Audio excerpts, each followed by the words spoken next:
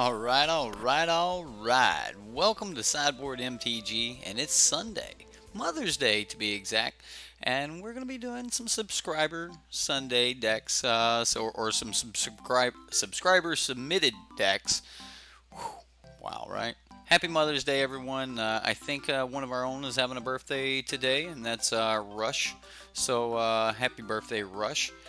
Everyone else here in chat, welcome. If you like tonight's show, make sure you give it a thumbs up. Give some love for these decks and everyone that has submitted decks over on Reddit. And if you want to have your deck featured here on Subscriber Sunday, all you have to do is go to our Reddit. The link is in the description box below.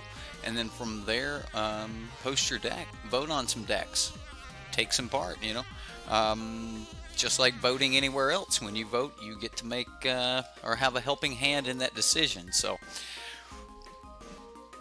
let's get rid of this graphic and we'll move on from there. All right, guys. So manatraders is dropping off the cards. I'm picking those up as we speak. I'm just gonna grab those here, and it's not gonna cost me anything, because you know that flat rate. You pay one flat rate, and then they'll have one bot gather all the cards that you need and run that right over to you. I mean, it's awesome. It's great service. If you decide to sign up, use Sideboardmtg15 as your coupon code. There's a link in the description box to get over there, and use the coupon code. Save yourself 15% on your first 3 months. Great service. I think you'll all enjoy it if you do decide to use it. And then one of the things you might want to do is you'll see that some of your cards aren't really there. Because you might have a different version of them, so you can just always right-click and go to update version, and that'll get you taken care of. All right, so we've got this is Rush's deck, but we're actually starting with the better Semic ramp. This was a deck that he posted, and he got a lot of feedback on the deck. And then after getting the feedback, he made some changes, and even made a comment on that very post. So he saved his votes. If Eric runs this, I hope that he runs the updated version. So I do have the updated version here, and the original version had a couple one-ofs and things like I think there was a one-of Still Leaf Champion or something like that in here, and you know, he cut that for a couple other things. And then overall, it's an interesting little ramp deck, and we'll talk about the different cards in it. So let's see here. I had it pulled up, these guys' names. Who built this one? Semic ramp. Oh, this is Dragon Lord's deck. All right, cool. Dragon Lord is running, you know, Adventurous Impulse. You guys should be able to see that preview. Can you guys see the preview? I'll switch to chat. Just like, it's no problem. We can swap to chat and we can come back. We're gonna be able to do previews now. I'm setting some things up. We're learning some stuff. You know, we're in our office. We're doing things. So let's go through the deck tech. I'll get up chat. We'll do some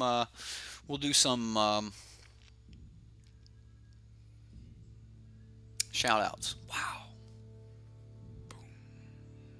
Mind blown. Anyway, Adventurous Impulse, 1 mana. You can look at the top 3 cards of your library and reveal a creature or a land card from among them and put it in your hand. Put the rest on the bottom of your library in any order. This was a lot like Oath of Nissa's trigger, only Oath of Nissa had a little bit of extra something to it, you know. Land of War Elves, I don't think we really need to explain this. Just add 1 green mana to your pool. Elfham Druid. Druid. You can make double mana with this. It's basically a 2 mana Land of War Elf, but you can make double mana with it if you're using it for a kicker. And that, I think we got some kickers in here.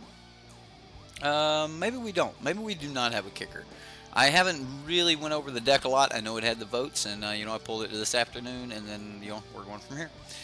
1 copy of Negate, 1 copy of Heroic Intervention, and then a single Crushing Canopy in the main board. So these are, you can kind of think of, these are his protection spells or kill spells here. Like, there's not a whole lot of them, but they are there. Grow from the Ashes. Here's our kicker. There we go. Search your library for a basic land card, put it in the battlefield. But if you kick it, then you can search for 2 basic land cards. Now, that's a lot like Hour of Promise, but Hour of Promise is 5 mana. Well, it just so happens if you kick a 3-mana spell for 2 additional mana, it's 5 mana. So we've got actually 6 copies of Hour of Promise in this deck. Now, Hour of Promise will go get any 2 lands, and they do come in tapped, but Grow from the Ashes.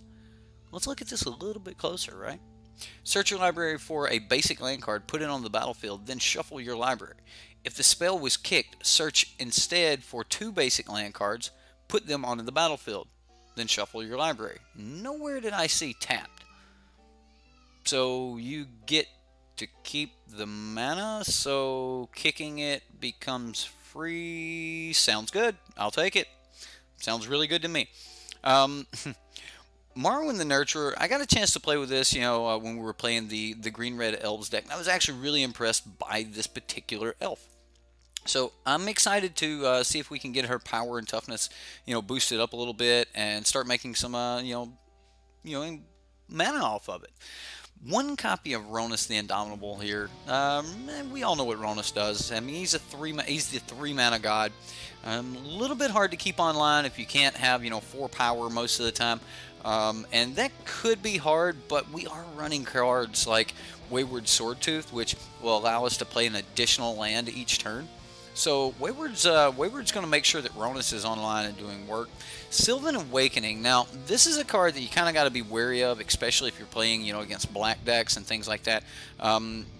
Turning all of your lands into -2/-2 is, and it's until your next turn, so it will be on their turn.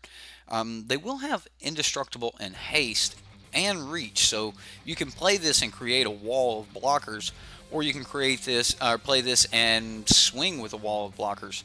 But the big one for me is if they have something like neg2, they're going to be able to kill all of your lands. Golden Demise is going to just take you away. Yahini's Expertise which I believe is one that Dragon Lord even said something about in his comments, that Yahini's was just devastating. So if we do Sylvan Awakening, we need to be really careful about when we do it. And swinging into a Settle the Wreckage, as long as we have enough basics in the deck to cover what we're swinging with, then we can actually get away with that, just to pull a Settle the Wreckage out of their hand. Most of the time you would probably only want to swing with it just enough to make it to where they had to settle. So let's move on up the curve here into the 5-drop slot. We've already talked about the Grow from the Ashes and the Hour of Promise, how there's 6 copies here. The Mending of Dominaria. I know a lot of you guys really wanted to see this card. You put the top 2 cards of your library into your graveyard, then you may return a creature card from your graveyard to your hand. That is really good. You're going to get a card back for next turn, then get another card back next turn, and then when you put 3 on it, return all land cards from your graveyard to the battlefield, then shuffle your library into your shuffle your graveyard into your library. So this is slightly protection against something like the Scarab God, but for the most part, it's just going to give you all of your lands back. And when you're playing something like Sylvan Awakening, there's a possibility you might have some lands in the grave.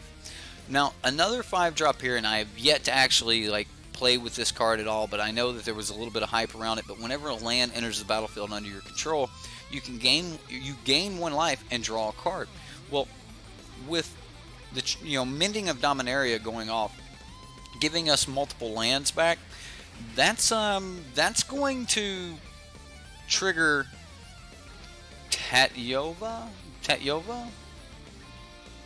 We're just going Tatyova, right? That's as close as we're getting. That's going to trigger your Tatyova and give you lands, or give you life and more cards in your hand. Hopefully with those cards you'll be able to play more spells. Playing more spells means you'll have more ramp to play even more spells, to do even more things. And then we get something like this. This is kind of one of our big payoffs for having a bunch of mana, or a bunch of lands down. You've got a 0/0 Trample and Reach for 6 mana, double green and 4. But his power and toughness get +1/+1 for each land you control and each land in your graveyard. So them removing a land doesn't even make him weaker unless they're exiling it. So putting lands in the grave and things like that, no big deal. You can pay 1 and 1 colorless, return 2 lands you control to their owner's hand. Return him from your graveyard to your hand. Wow, isn't that great, right? Multani, Yavimara's avatar. That's pretty cool. Let's take a look at the sideboard here. We've got 3 copies of Negate to fill out the playset, an additional copy of Heroic Intervention, 3 Naturalize, 2 Plummets, and an additional Crushing Canopy. I wonder why he went with, well, why did you go with the 2 copies of Plummets and not just 4 Crushing Canopies? Just curious, and I'm just curious. 2 copies of River's Rebuke. I actually really like this card, especially if you think you're setting up to do a Sylvan Scrying or something like that. Or not Sylvan Scrying. Was it Sylvan Scrying? Was Sylvan Scrying. Sylvan Awakening. If you're setting up for like an Awakening or something and they can't add that much back to the battlefield, this could be absolutely terrific. Trancing Melody. I like this card. I really like this card. And when you have a bunch of mana, why not? And then, of course, Commit to Memory. It's just a really good answer all. And that might be necessary against certain decks. So that's the deck. Let's get Chad up and we'll go from there. Okay, what's up? Jizza, Rocker, Justin, Clay. Who else we've got here? I've got to get Chad here where I can scroll through it. Let me scroll through it. I know we've got a ton of people. Dragon Lord, Madness, Bruce. What's up? Ralph, Robert, Dorito. Did I say Madness? Madness. Jizza, Jared B, Boros. How you doing, Boros? Of course, I said something to Dragon Lord. I know Dragon Lord and For the Horde and all those guys were in here earlier. Justin Clay. I think I got everybody. I don't know. We'll find out. We'll find out. If I missed you, hey, what's up, Jeremiah? James Carr. What's up, Waka? From one Eric to another. What's up? How you doing, bud? All right, so we got some shout outs. We got Chad up. Let's go play this game Magic, shall we? Better Simic ramp. Here we go. Here we go. Hey, Lloyd. John Harmon. Play well. Have fun. Looks fun. I will do my best to play well. We'll try not to make just stupid mistakes, right? Like, we'll see. A lot of times there's interactions in decks that I've never played with before that I just don't understand yet. Sometimes you just got to play through them a few times before you actually understand them, and I fall victim to that.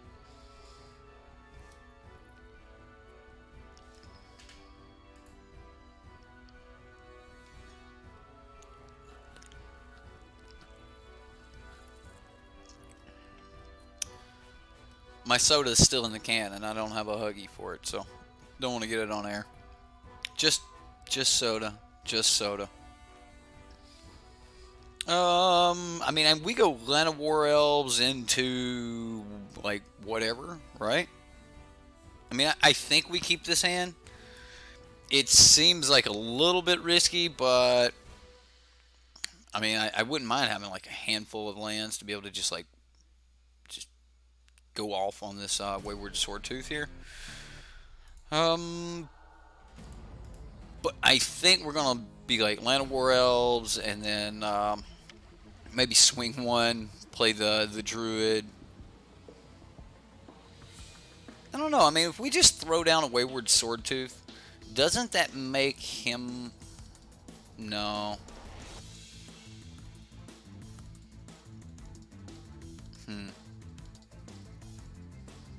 Smash, go ham, get that golden nut. What's up, Lee Penrose? How you doing, bud? That was you in Modern when you played Cascade, Restore Balance. Some decks. Can't attack or block unless we have the City's Blessing. So, see attack. Ooh, he did not attack. That's a blue land that enters tap. So I'm actually okay with this because it's going to enter tap, and then we'll play the Druid. This means next turn we can play the Field of Ruin untap, and then I don't know. Tatioba?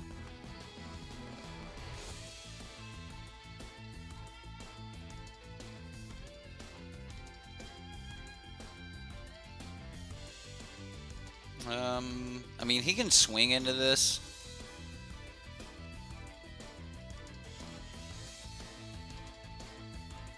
Not red. Not red. Had to be red, right?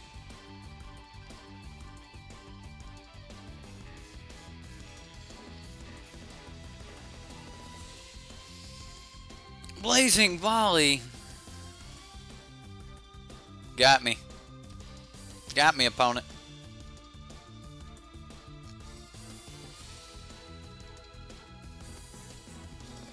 And he's just going to go shock me down. Wow. Alright, opponent. Blazing volley. Alright, Bomat. Do your thing, buddy.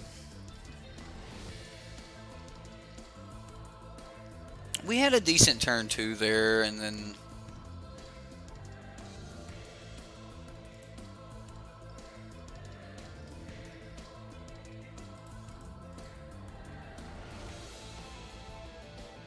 It feels bad just to play Sword Tooth.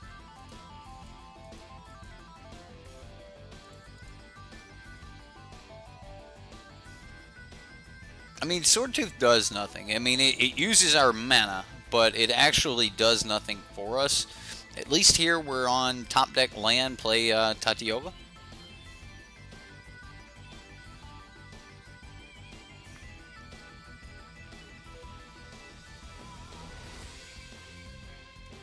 Sun-Scorched Desert. Put your ability on the stack, buddy.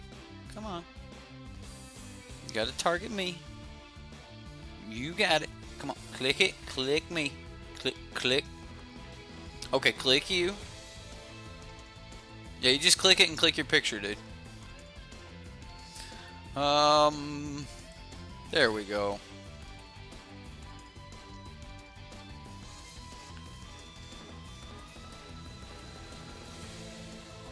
Any sideboard cards that are good against blue-black control in black-green? What is blue-black control doing to you? I mean, one of the best ways that you can beat something like blue-black control is blossoming defense.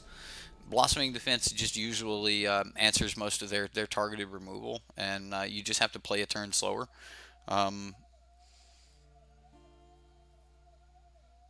Okay, you need cards in black-green that are good against UB control, so negate Jace's defeat won't work.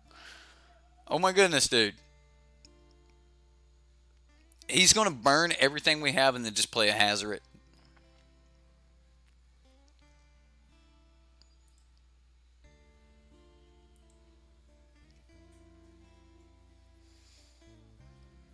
I mean, I was expecting Shock and a Braid, but the Blazing Volley? Really? Oh.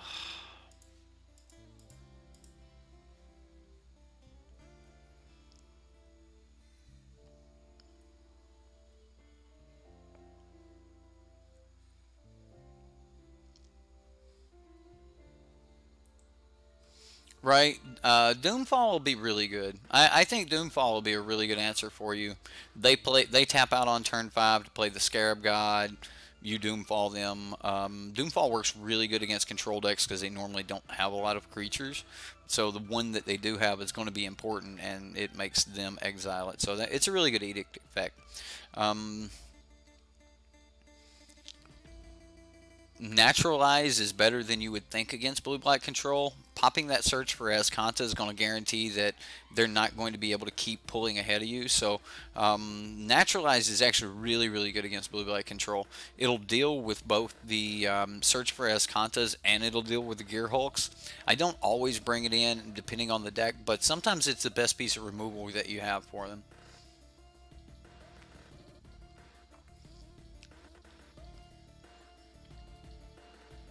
Yeah, Brash is good as well. Well, Naturalize is instant speed, and it doesn't cost 4 mana. Also, sometimes you'll try to play, like, Brash may have to come down, and then you have to wait another turn. You can naturalize on turn 2. I mean, naturalize is more important than you might think, and only if you're trying to be extremely aggressive should you really be. Oh my goodness, dude, really? And now you're gonna shock it? Like, you realize we were like 5 more permanents from this ever even being able to attack you, right?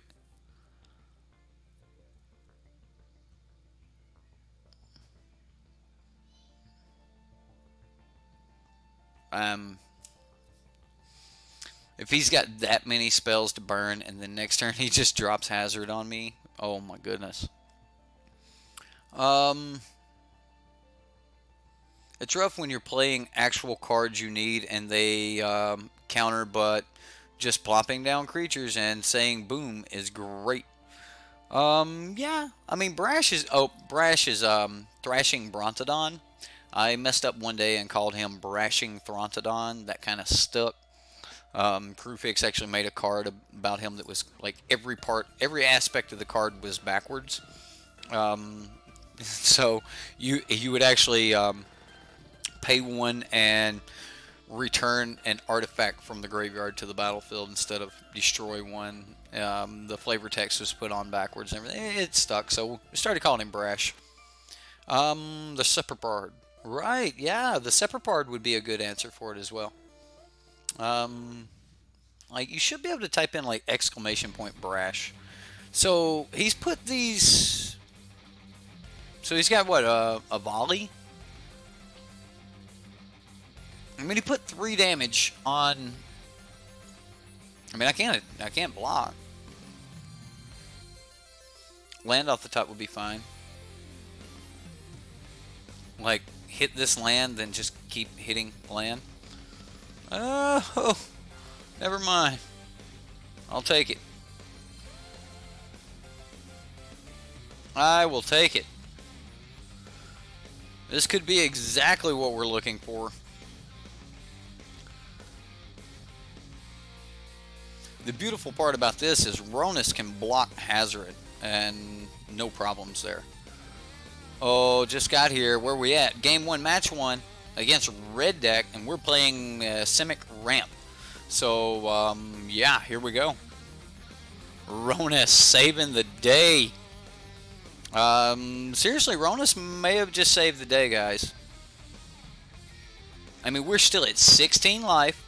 I mean, I was griping that he had every burn spell that you could possibly think of, but hey, all of that going to our creatures and then us...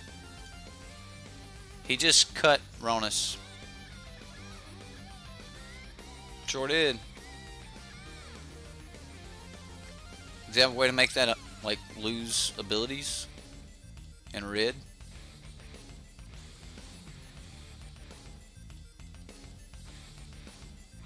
I don't understand what our opponent's doing.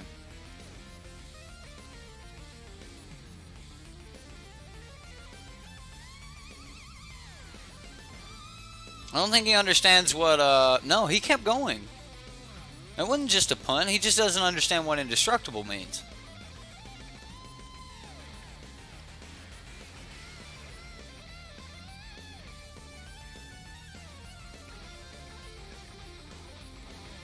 Right, yeah, he just straight up didn't understand what indestructible meant. Is Karn the new Gideon taking over turn 4 for the rest of standard? Yeah, pretty much. You got it, Lee. You know, good $40 card just right there on turn 4 in every deck. Yeah, that's pretty much it.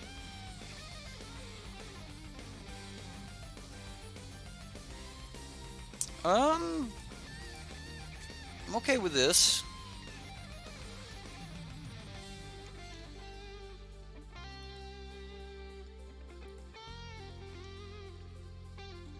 I mean, we can still block a Hazard if he goes to play it. I mean, we just make our dude indestructible and he won't understand and we win.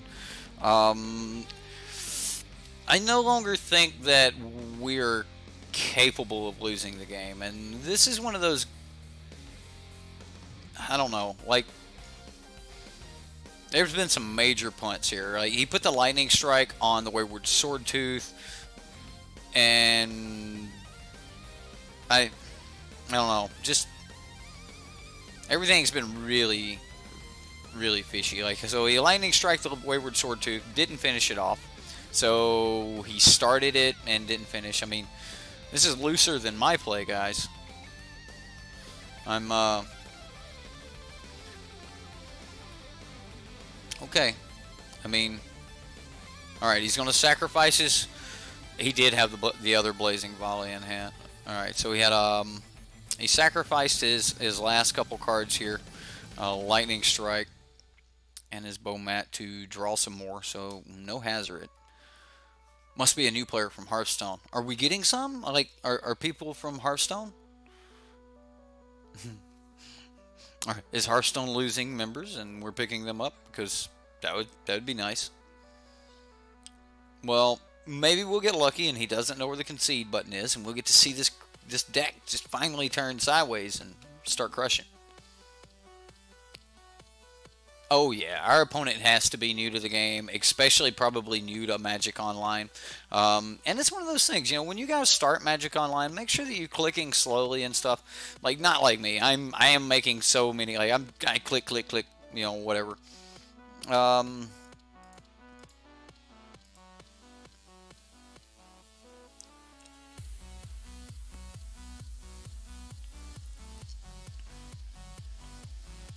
Let's crank the music, since we're not having to worry about Magic. This is kind of like one of those matches where you go to your F&M and like you end up playing against someone and you feel sorry for, like, you're like, ooh, I don't want to. Okay, I'm sorry, but I'm gonna keep turning things sideways. I'll make this quick, you know. It feels bad. It feels real bad. I mean, it really does. Alright, so I almost punted. Did you see that? Did you guys see me almost play that? Ooh. Punt. Ooh, that was right there. Alright. So what we're gonna do is we're gonna tap for one. We're gonna tap all of this stuff. And we're gonna play her. And then we're gonna play the land to gain a life against red deck and draw a card. Alright, that's okay. And then we'll just swing with Ronus, and this is going to be the end of the game for the opponent. Like, this should end it.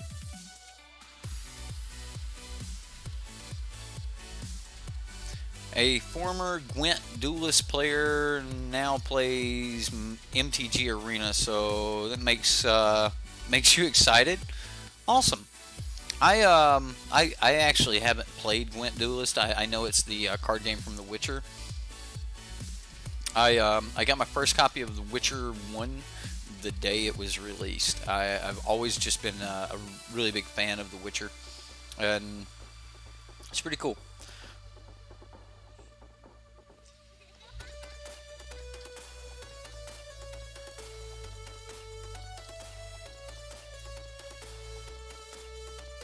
Let's do this, because it seems fun. I mean, I could sack the Field of Ruin to draw another card. Like, there's so many things that could happen here. But, you know, I think I just want to, like, bring back Llanowar Elves, or maybe even something better. Let's see what we get. So, we have Llanowar Elves. We dipped our other Mending, but that's okay. We've got one. Yeah, let's just grab a Lano. And we'll say, okay.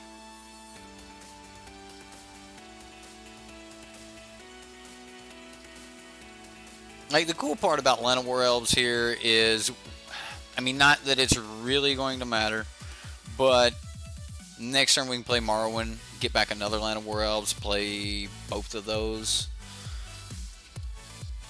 1, 2, 3, 4, 5, 6, 7, 8, 9. Hey, we can actually swing with the Wayward Sword Tooth next turn. Wow, we even get to, like, draw a bunch of cards. Yeah, we'll just get back another Llanowar Elf. We're just going to say, okay. We can go ahead and You know what? I'm just going all out this turn. So we'll play that. Play this. Oh, okay, we get another one. We're gonna sacrifice this on that. Go grab a forest. Draw a card, gain a life. Play an elf. Put a counter on Morrowind. Now get sideways? I mean, we could have got sideways a long time ago, right? Yeah. I think that was the right sequencing on everything. We could have maybe sequenced it to where we could get down 2 Land of War Elves, but we were still going to be able to play the other Land of War Elves next turn before we actually, you know, had to tap Morrowind for anything. So yeah. Right. Well, we only had the one, and we could go get the extra land, and we could get the extra, you know, the green. So, no such thing as overkill. Well played, sir. Glad you feel about it the same way I do. Like, we're trying to showcase these decks, so let's show what they can do. And I appreciate our opponent not swinging or not scooping. You guys notice this is a 62 card deck, or a total of 77 cards. That's how Dragon Lord submitted it. You guys can ask him why he's running 2 additional cards, but yeah. Hour of Dev sounds like an SP. As a set review from Dev, right? I got you. He's red deck,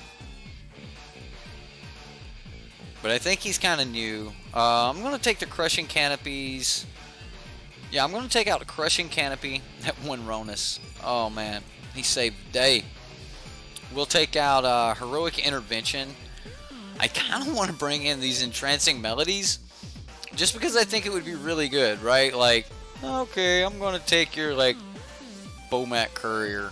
But we wouldn't be able to actually produce the mana for it, so.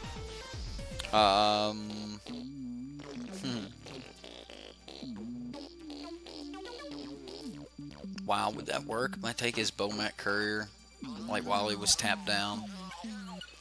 And then I could produce the mana. Do I get to draw all of his cards? Wow. Alright. Do we run Naturalize, Plummets? I mean, if we see Glorybringers and stuff, we can bring the Crushing Canopies and such back in. I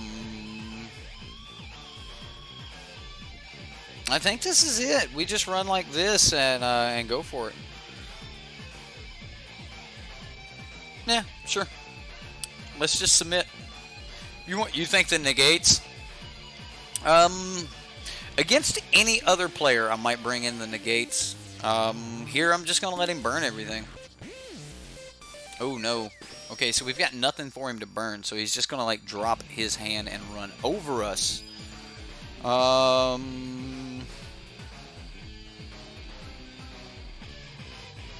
It's not a horrible hand, though. Against anything other than red, yeah.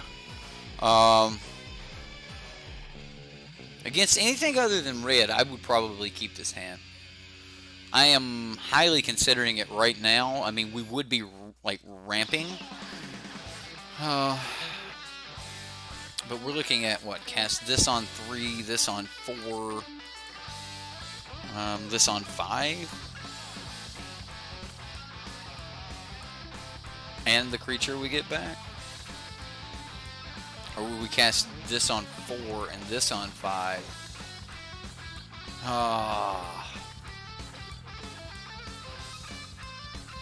Oh, it says their owner's hand?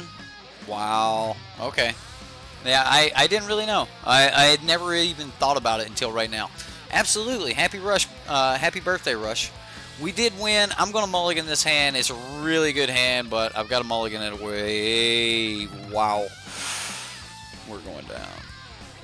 Yep. The new kid with red deck wins is about to whoop us. I'm going to keep. This is, oh, yeah. Yeah, we want that.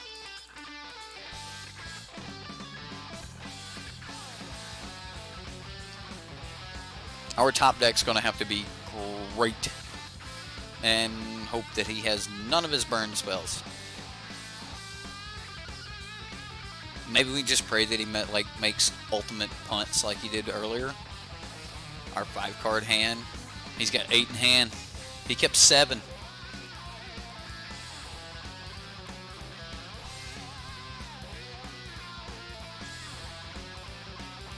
Music too loud, guys? If it is, let me know. We'll turn it down. You know what? I'll turn it down just a hair. Oh, what'd you do, opponent? Alright. What'd you do?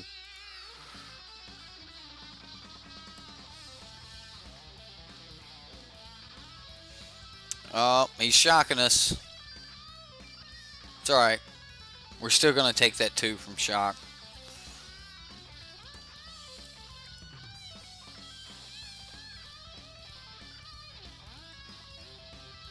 Alright, well, here's another Land of War Elf. I mean, this is like the best thing we can hope for here, guys.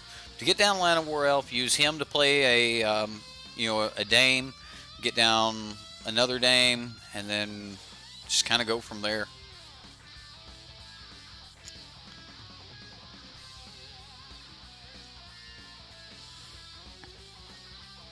Will Wildfire Eternal be able to allow you to kick the spell if you play it free with his ability? I don't think you get to kick things for free. I don't think anything lets you kick for free, does it? Is he swinging with that? I mean, he can get away with swinging with it. I have to have this Land of War Elf.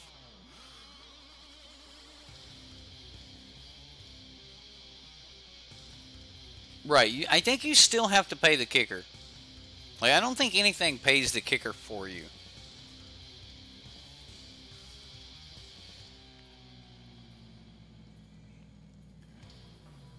Right, kicker's an additional cost.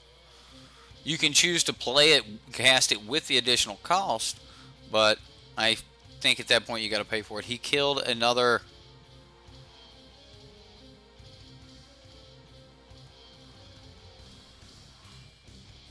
Well, we're just gonna sit back and let this Bomat Courier go to work. Right, you can kick it. And if it says you're casting it without paying its converted mana cost, you're still going to cast without paying the converted mana cost. You're just going to be paying the additional cost, I think. I'm pretty sure that's how that works. Right. The base cost is still free. So, fight with fire, cast it for free with Wildfire Eternal, then pay 6 to do 10 damage. Yes. That sounds right anyway.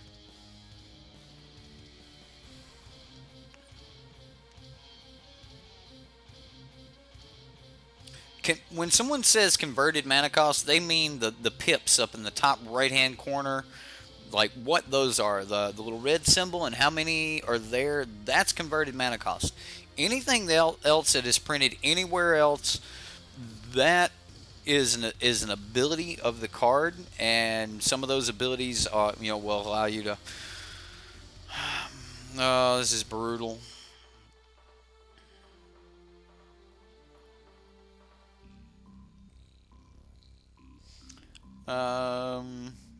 Right, you can pay additional cost, just not alternative cost. Right. Like, someone was asking me the other day, why didn't I cast Jin for 4 mana and tap an artifact when I had all black mana and I had gotten him with a Gonti. Gonti would have allowed me to cast him without paying his converted mana cost, or I may spend mana as though it were any color to cast the spell, but that would have been activating, like that would have been using the ability. I don't think you can get away with that. I could be wrong. I mean, you might be able to cast Jin off of Gonti like that, like for 4 mana and an artifact, but I don't think so. Not without having blue. Now, I believe if you had blue, you could still cast that spell. But without blue, I don't think you could do it. Matter of fact, I would love for someone to like look that up. I've been meaning to look up that interaction, but oh my god, come on, dude.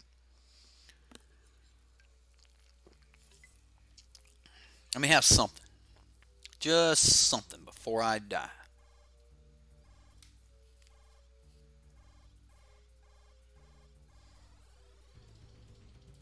There's a Karzev.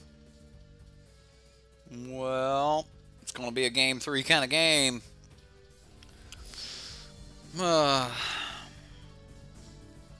Good old red deck. This has been a brutal game. Brutal.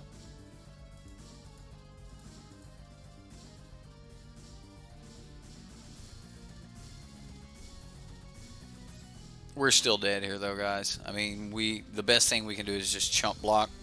And chump blocking is not really going to help us out a whole lot.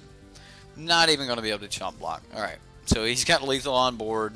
I'm tapped out. It's time to scoop. Okay. Alright.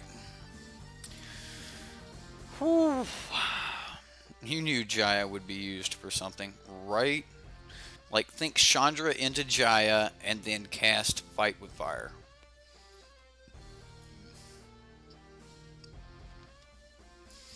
I think I'm going to drop 2 of the Growth of Ashes for 2 negates.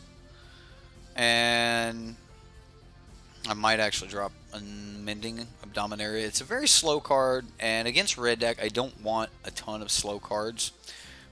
I actually want an Entrancing Melody. So I'll even take away a Sylvan Scrying for the other Entrancing Melody. And I'm going to run it like that. I want the Entrancing Melodies. I really do. I don't expect to not have lands this game. Okay, I'll keep. I'm not mulliganing. Not this. We have 4 lands. We will play.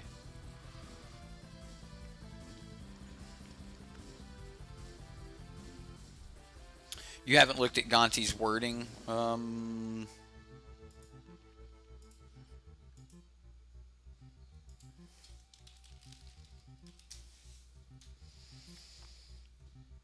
Gonti, Lord of Luxury. When Gonti, Lord of Luxury enters the battlefield, look at the top 4 cards of target opponent's library. Exile one of them face down and put the rest on the bottom of that library in a random order. You may look at and cast that card for as long as it remains exiled. And you may spend mana as though it were mana of any type to cast that spell. So, maybe.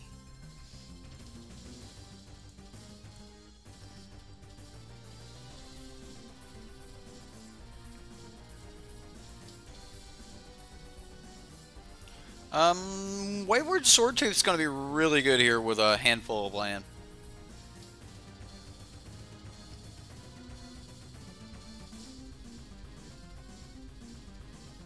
You think you can cast Zalda with its alternative cost using any mana to cast it? You might be able to. You really might be able to, but I don't know. I'm curious, like, is Gonti that amazing that you can do stuff like that? I'd have to see how Zada, like, does Zada say you may pay this to cast it rather than its converted mana cost? Because if that is still a casting cost, then yes, then that would work with Gonti,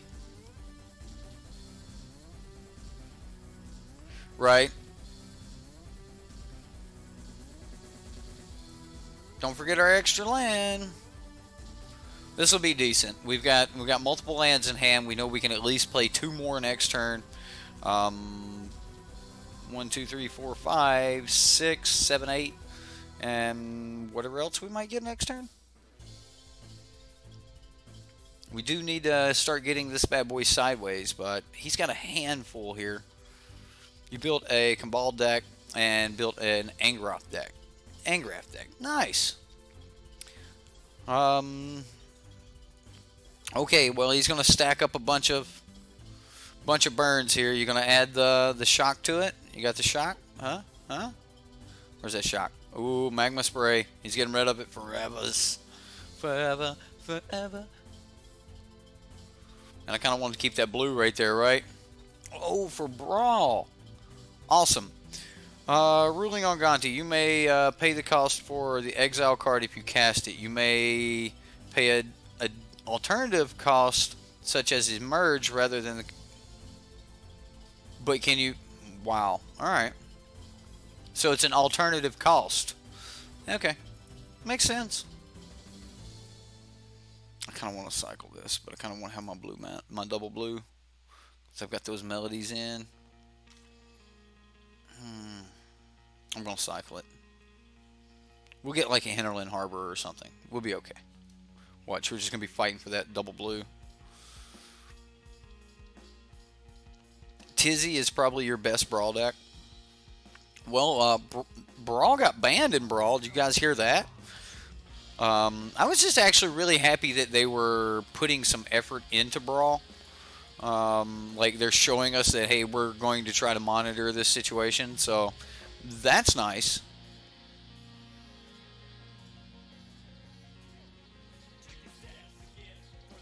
Oh, no. We need a threat. We need a threat.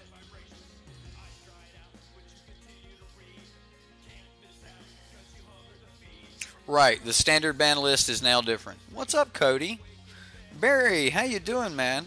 Welcome, welcome. I was looking at your Metalwork Colossus deck today, Barry.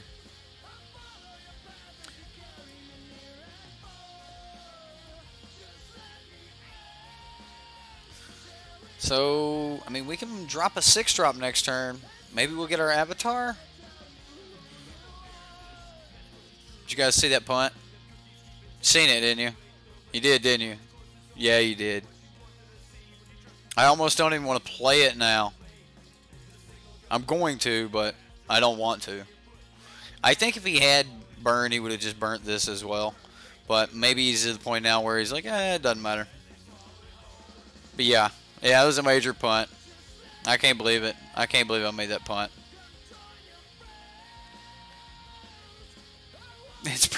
I didn't say nothing about it being janky. I mean, you have to jank if you want to put down Metalwork Colossus. Yeah, see, I could have gained a life and drew a card.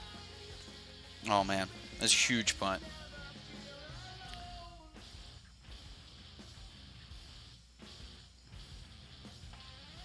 Yup. I mean, if you want to play Metalwork Colossus on turn 4, you got to be a little bit janky.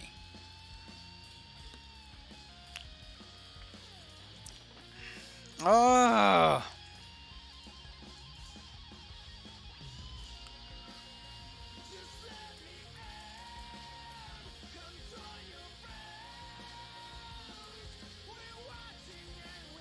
Thank you. I mean, this is the office now. This is where we're going to be. So, you know, here we go.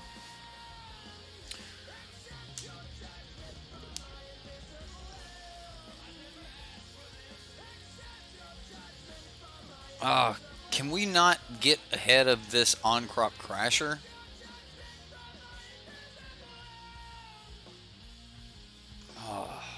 Right, just playing this Morrowind down. Just dropping a Morrowind. Has he got another burn? This would be his volley, right? He just volleys here. Shivan Fire. Okay. So, I mean, he's running 1, 2, 3. He's running so much burn, it's ridiculous. But I guess it's really for the Lava Runner. I mean, he's a mono red spells deck with some on-crop crashers and get 2 Lava Runners. I mean, most of his spells go to the face, so I mean, I can't say there's anything bad about it. I mean, he's about to hit me for 5 here. I mean, he's going to beat us, and I'm going to hate to know that if, you know, I was 1 card deeper, what would have happened? We would have had an extra one of these. That's what would have happened. And the only reason I'm playing this is because, like, because I'm just waiting to scoop. I mean, we're dead on board. He may not exert. If he doesn't exert, then we Kill the Lava Runner. Take 3. Pray for a miracle off the top. He's trying to figure out how to exert. Yep, he exerted. That'll be it. I don't see an ability.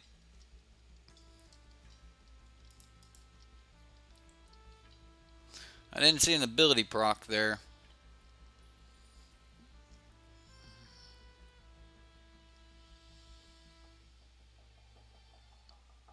This only makes 9 permanents. So it can't even block. That's pretty much the end of us right here. I mean, he can...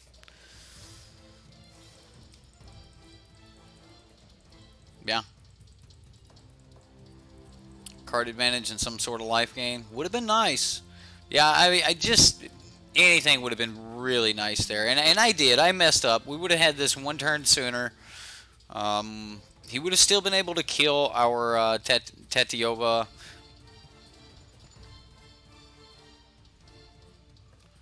Yeah, we're dead here. Good game. Good game, opponent. The opponent made quite a few mistakes. I made a few of my own. I, you know, definitely made a couple of my own. The not drawing the card and gaining the 1 extra life. That was huge. That was huge. He wanted that foil Ragavan token, right? That's right. If you got a full Karzev, it creates a foil Ragavan. Better Semic ramp. Like, I kind of like what you've got going on here. I don't like Elfhelm Druid, which means that if you have to cut down on Elfhelm Druid, then you probably Marwyn the Nurturer is not going to be as good. There's no real removal in the deck at all. Yeah, maybe it just was a bad shuffle, but there's just no removal in this deck at all. I don't like that. I don't like playing without, you know, something for removal. Personally, if I were going to make any changes to the deck, I would be throwing some Walking Ballistas in. If you're going to be able to make all of this mana and do all these things with mana, then why not some Walking Ballistas? Like 1 or 2 Walking Ballistas. Druid of the Cow. Okay. Check out your burn deck. Rush, you posted it on Reddit, right? Yeah, it was probably like, I don't know what else I would change about it. I didn't get a chance to do the Sylvan Scrying. Ronus seemed absolutely terrific with Wayward Swordtooth. So, I mean, that's really good. They both kind of want to come down at the same time, but Ronus seems really good with Wayward Swordtooth. I would like a more expensive payout in the top end. You know, something else that we can get a lot of... oh, it's a 23 ticket deck. That's not bad. It would jump to like 80 or 90 tickets as soon as we had, you know, 3 or 4 ballistas. Maybe another Ronus. Like, honestly, maybe another Ronus. I mean, we were playing against red deck. We were playing against pretty much the fastest thing there is, so we weren't able to sit around and play around and build up this board and take our time. I mean, red deck is fast. I mean, his deck wasn't like your normal red deck, but it was still very quick. First available upgrade would easily be the Simic Nissa. Yeah, especially considering most of the things that you could play off of her at a low drop, like you would be able to actually play those. She would only need to be 3 for you to start getting Wayward Swordtooth and stuff like that. I think that you could probably get rid of a couple of these Grow from Ashes or even the Hour of Promises. I like Hour of Promise over Grow from the Ashes because Hour of Promise will let you go get any land that you need. Which I definitely think that you probably got some room to cut, you know, Grow from the Ashes, or at least 1 copy of it. Running 5 copies of this particular ramp spell seems a little bit, you know, risky. I do like Hour of Promise, and I like Grow from the Ashes, and I like how the fact that, you know, you can play Grow from the Ashes as an Hour of Promise. But there's another card that just it's actually just so much better, especially in those late games. It's Spring to Mine. Now you're still going to be able to cast it on turn 3 when you need to. Sword Tooth just lets you play an additional land. It doesn't let you get it back. But Evolving Wilds does seem good in this deck, considering that, you know, there's ways to get back lands. But Spring to Mind seems to be the card that I would like. I don't know if I like running multiple copies of the Mending of Dominaria. I do not mind the fact that it's pitching cards into the graveyard and things like this, and I would like to see this in like a green-black Liliana deck or something like that. Liliana, you know, she churns through your Planeswalkers and makes you pitch those away, but when your Mending goes off, then bam, you know, you're right back, you know, to a deck full of Planeswalkers again. So I would probably cut a Mending, and I would cut some Grow from the Ashes. I would probably cut all of the Grow from the Ashes, to be honest. I just think that Spring to Mind is a better card. The mind on the back half of it being instant speed is phenomenal, and I think that that piece of ramp will help you a little bit more than others. I do get that the Grow from the Ashes, you know, it comes in untapped, and you know, it's technically extremely cheap. If you're not really looking for the zombies or looking for the deserts plan, then use Grow for the Ashes instead of Hour of Promise. So, like maybe run the 3 and 3 for your 6 copies. And that will help cut your actual like casting converted mana cost down. So when you have 6 mana, you can cast 2 of these things, something like that. Absolutely. Raminop Excavator was the next card that I was going to talk about. Like if you're going to be running cards like Mending of Dominaria and things like that, I think that the Excavator is actually where is this card? I think the Excavator is really good here. So, Raminop Excavator, you may play land cards from your graveyard. This is a card that might actually fit really well into the deck instead of playing Sylvan Awakening. I get that the Awakening is like one of those cards that you can just like take off and just like wipe everything.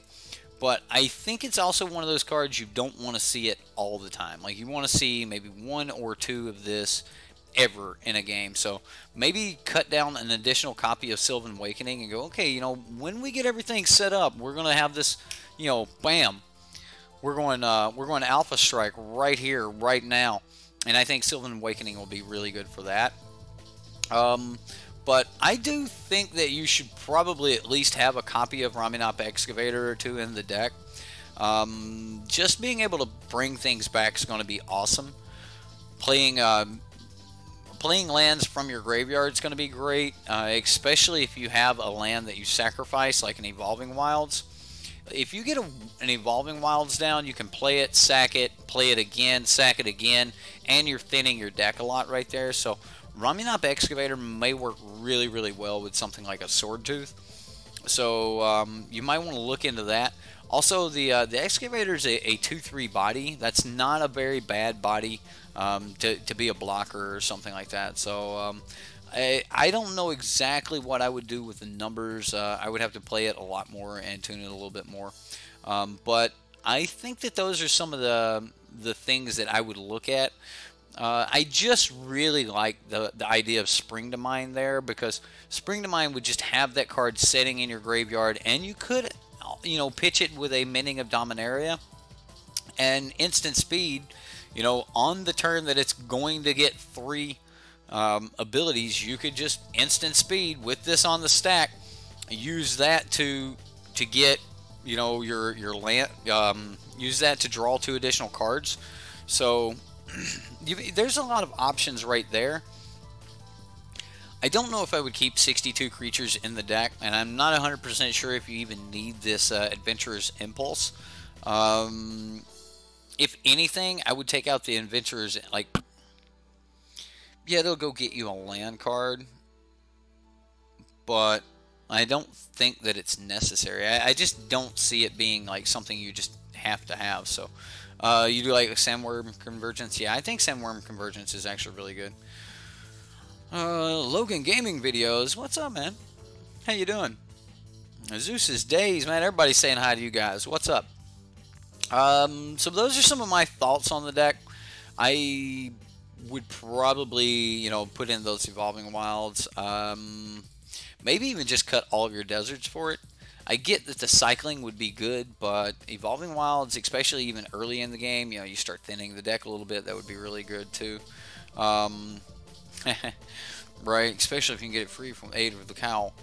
But, like, what else would I do here? Yeah, I would cut it down to 60 cards and possibly get rid of a Tadiova. I get that you really want her, and the, you know, lands entering the battlefield are going to draw you more cards. But if you get one of her and do start drawing cards, then you're going to see another copy, and then another copy, and another copy. And I think these are all like free spots that you have open and available to you. And I would just like to see a little bit more usage out of those. We're kind of like, it's almost a mono green deck, so there's not a lot of answers for removal. You might want to consider something like negate in the sideboard. We'll take out a plummet, and then like maybe a couple scatters. I don't know exactly what deck you're going to run in. I typed in E scatter. Monstrous Onslaught, maybe. I think you're just going to want to counter the opponent, like counter a creature that, because this is ramp and it's 2-color rush. There was just no need, there was no call for it here. I mean, maybe, but I don't think so. River's Blink of an Eye would be a really good spell here. Actually, Blink of an Eye would be great. If you ran Blink of an Eye, you would definitely want to add a couple more blue sources to the deck.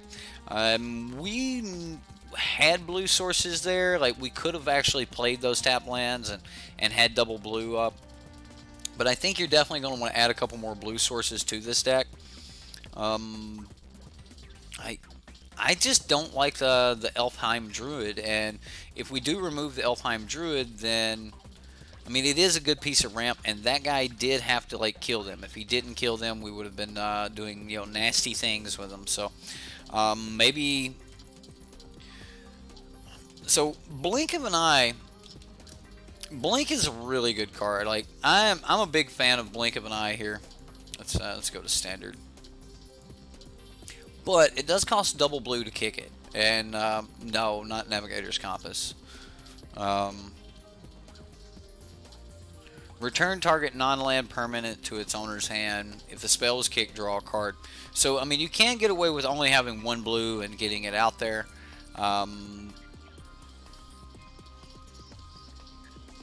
The memorials are decent. I like this memorial. It lets you draw some cards. But I think more times than not, you're just not going to have the land that you're looking for. So maybe it's like, so let's say we don't use Essence Scatter and we use Blink of an Eye. Let's look at, like, if we got rid of a couple of the, like, you're right on a compass, but I don't think it's the Navigators. I think it's Thematic Compass. So Thematic Compass will let you use some of that mana that you have, and like you're ramping into this, and that's going to give you a lot of control. Thematic Compass will also allow you to tap 3 mana and always like just go dig and grab you another land, grab you another land, grab you another land. So 5 and 1 with Jaya's playing the fire deck of mine. Oh, or of yours. Nice. Nice. So maybe Compass, maybe something like that. I still don't like this Elfheim Druid, and then again, like I said, the more of this you take out, the more I think that you probably need to drop the Morrowind. Morrowind's really vulnerable right now. Like, do you realize how many copies of Walking Ballista are getting played right now? Like, being able to ping things is, yeah. So, maybe change a couple of the lands. Get in those,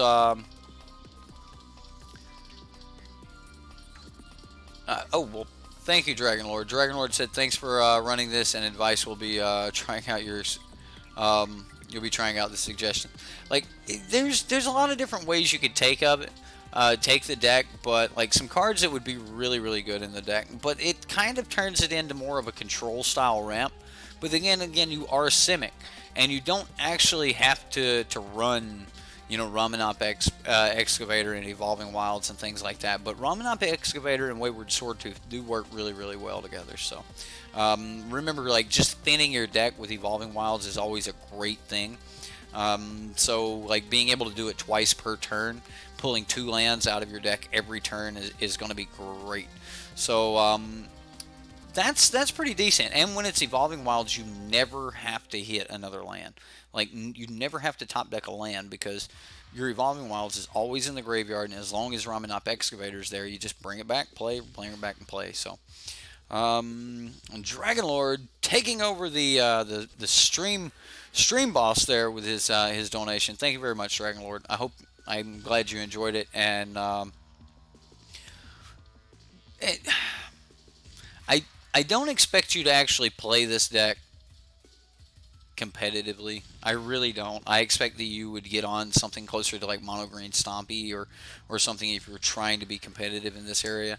I think that this that you were trying to build a Tatayova like fun deck, and as far as that goes, it was a lot of fun. And think of Evolving Wilds with Tatayova. Evolving Wilds is going to come in. You're going to gain a life, draw a card, crack the Evolving Wilds, get another land, gain another life, draw another card. So I definitely like the idea of Evolving Wilds in the deck. Anyway, that was our Simic ramp. Next, we're moving to Garna combo. Is that what we got? Is that what's here? Is that what we're playing? No, we're playing auras. We're playing Russia's auras. Let's go ahead and pull my eyes out.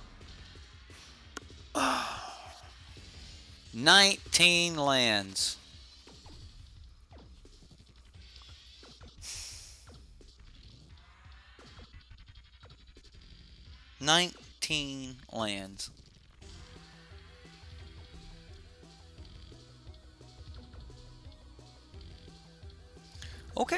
Okay. I mean, alright, Rush. Are you afraid to play with lands in your deck? I mean,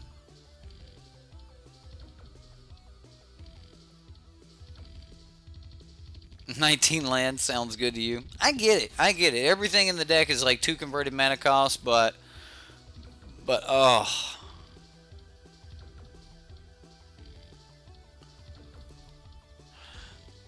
Anyway, you got the votes, Rush. You got the votes. Lands are for the weak. Look at this big bad 5-drop here, huh? Look at this 4-drop, right? Double strike. Creatures you control with first strike also have they have double strike. Leave to chance. Return any number of target permanents you control to your permanents you own to your hand. So if they go to kill your dude, bam, you bring back your enchantments and your guy. So all of that stuff works. But yeah, I'm excited to play the deck. I like the deck, and actually the converted mana costs are really low. So I mean, we're looking at 24 1-drops here. Look at this, 24 1-drops. Right? This means we're going to be trying to dump our hand really quick. So throw in a Navigator's Compass or 2. You're good. You guys are like. It enters the battlefield, you gain a life until end of turn. Target land you control becomes a basic land type of your choice. So, again, that's right. We've got a 3-color deck running 19 lands. Alright, the idea here is Valdok or Champion of Flame. We're going to put a bunch of stuff on it and make it really big, and then we're going to smack somebody in the face with it. If we don't do it to that, we're doing it to an Adanto Vanguard, and we're willing to pay 4 life all the way down to the point where it kills us. So, yeah, that's the plan. Seriously, you can add some mana. Oh, no, man. No way. No way am I adding mana to it before we play it. Absolutely not. Maybe I'll get lucky, and I'll talk enough, like, trash about, like, the mana base, and the deck will just show off and be like, look what I can do with 19 land, and we'll win. right? So I'm hoping karma gets me here and we just win, right? Um, Settle the wreckage, tempest collar, solemnity, negate, abrade. Hold on, let's do this. Like I want to point these cards out, so we'll do it. Oh no! Bam! There we go. Tempest collar enters the battlefield. Tap all creatures your opponent controls. Like this is really good for stopping those board stalls. Settle the wreckage. We know how good that is. Solemnity to keep them from getting counters. I'm guessing this is mainly against like the green black decks.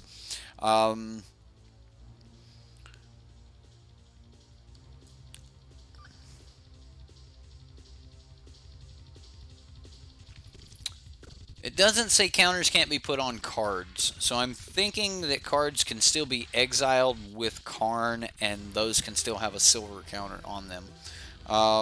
So yeah, Crook, absolutely great card. Abrade because like God Pharaoh's Gift is still a thing. Negate because like everything is still a thing. Fragmentize because you know, you need to destroy some stuff, right? We're going to be giving all of our first strike creatures double strike, and he's got trample naturally, so when we're adding cards like crash through, which is going to give him trample, that's kind of I'm not really a big fan on the crash through. It does replace itself. Even the creatures that come off of Valduck have trample themselves, so crash through is like the first one that really stuck out to me. It's like, why are we adding trample here? But you know, that's okay. The next one here is, you know, +3/+3, but you got to put a -1/1 counter on target creature. Now this will actually combo with the Solemnity in the sideboard, so like that's a really good interaction that is in the deck. Against certain decks, you know, we can put this on, and creatures can't have counters put on them, so they can't have -1/1 counters put on them either. This way, our dude just gets to keep the buff indefinitely. Rigging Runner. Now, this is a guy who's wanting to enter the battlefield with a +1/1 counter on it, so this is going to kind of work opposite with that. So, in a lot of cases here, you know, we'd want to get the Rigging Runner down before we got the Solemnity, or maybe even take the Rigging Runner out for the Solemnity. The first strike works really good with our double strike guy because, you know, if you have first strike, you're going to have double strike. Warlord's Fury. Creatures you control gain first strike until end of turn.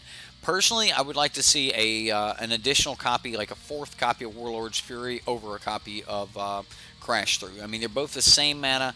This is at least going to give first strike, which is going to give double strike, and most of our dudes have trample anyway. So Warlord's Fury, I think, is going to be really good.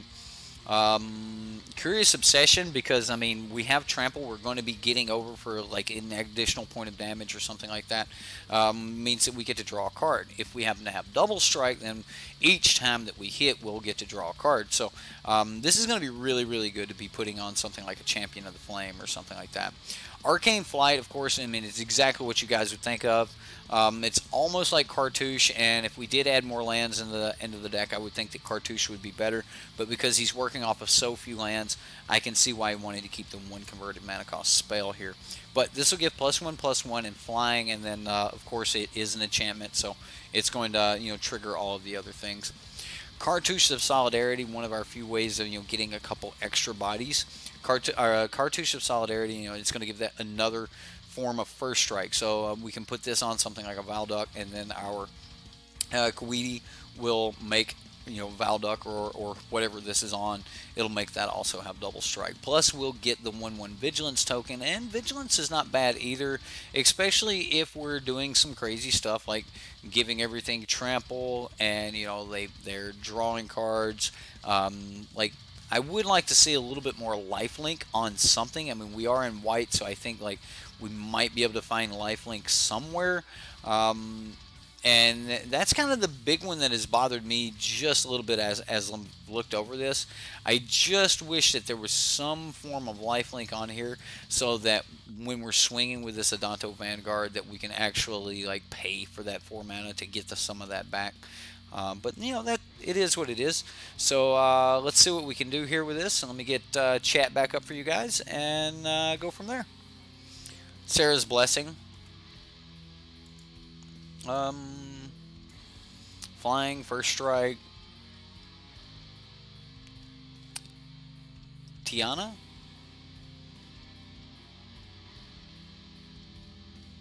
She's an angel artificer. Okay. Okay. She looked like a dwarf there for a second, then I realized those were her wings around her. Awesome.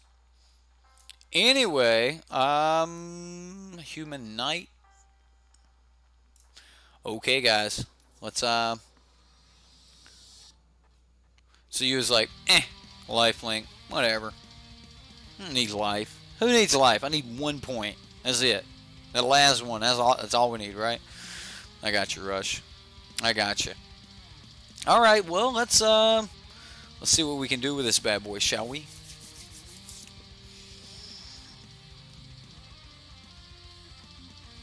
It either wins fast or loses fast. Awesome. That's what I want to hear. Let's get in, get out, move on, right? No as foretold. You know, it's been a while since I played as foretold, and that is still in standard. I like that deck. I think that deck's awesome. We won the dice roll. Getting to go first could be huge for us. Getting a rigging runner down might be huge for us. I am going to keep, and I am going to play a rigging runner on 1.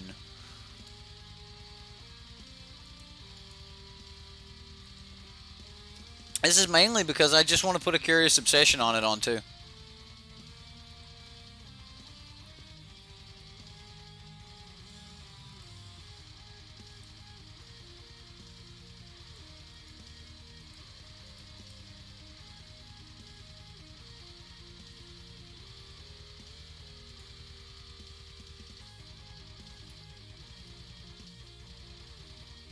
Yes. Drawing cards. That's what I'm talking about.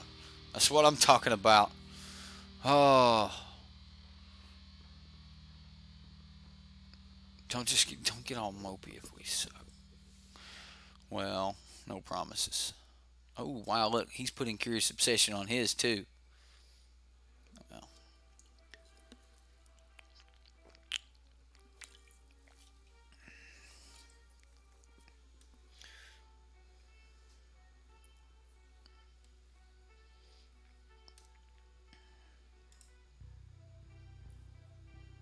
I'm putting Valdug down. He might have an unsummon or something, but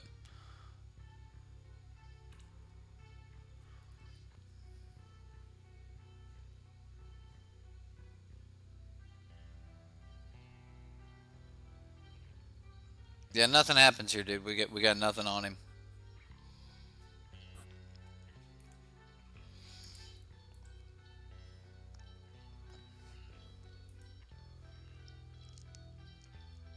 Would love to draw a card. Clifftop Retreat. Great. Well, that happened. That happened.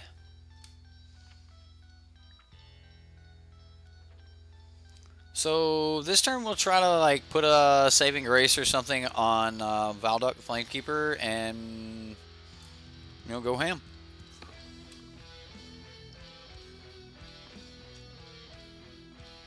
All damage that would be dealt to you this turn. Okay, yeah.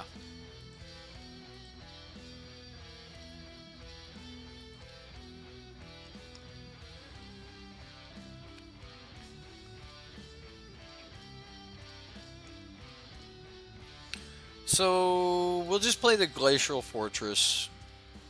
I want to attempt to get Valduk here.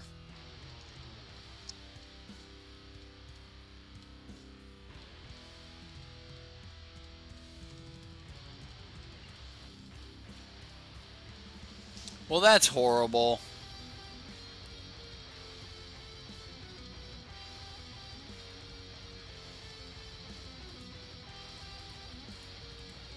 So we'll throw down the champion and just pass back. And next turn it's going to be a really like simple play. We're just going to swing with the champ.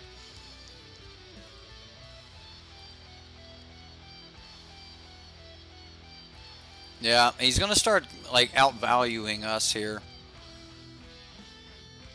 Blink of an eye and unsummon. Now the Tempest Djinn. While swinging with Champ's even going to be difficult. So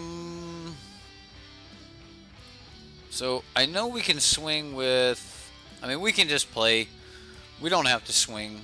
Like, there's no point in putting the Rigging Runner down right now. We can just go Danto Vanguard.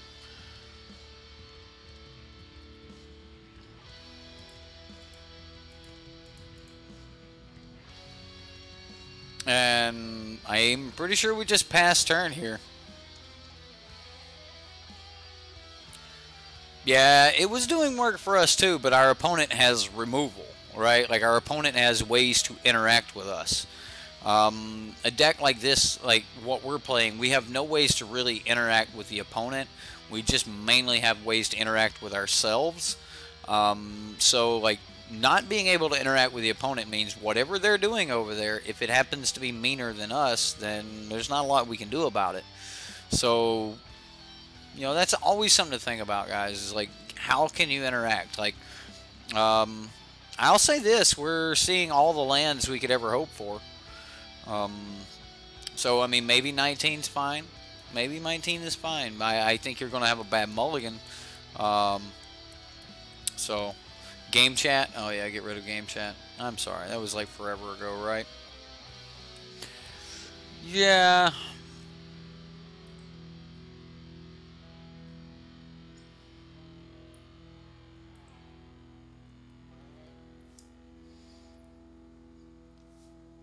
So, I assume we're going to take quite a bit of damage here.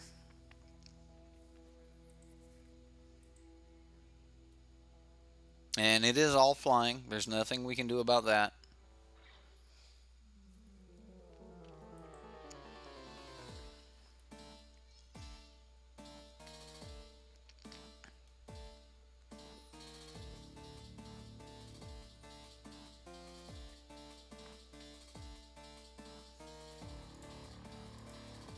I'm going to go ahead and Warlords draw a card.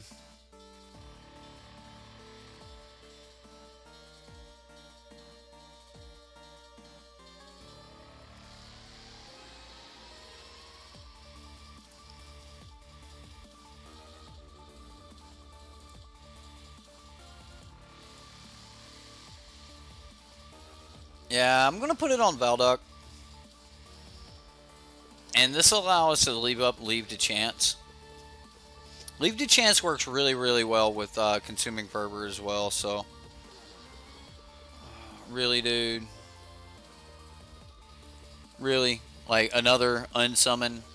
So, enchanting creatures is like the best way to get 2 for 1. Like, there's very few ways to, better ways to get 2 for 1. We couldn't block those in the air anyway, where it's 7 life. And he's got 7 power on the battlefield. I mean, if he gets another island, he goes to 8 power on the battlefield. So, yeah.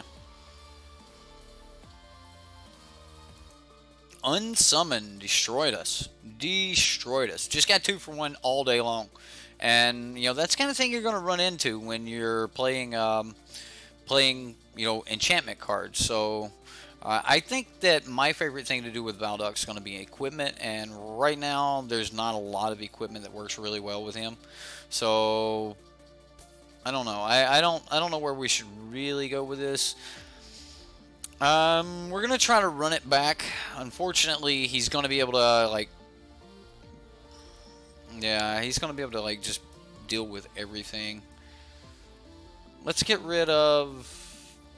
We're going to need Arcane Flight. Saving Grace. We're not blocking on the ground anyway.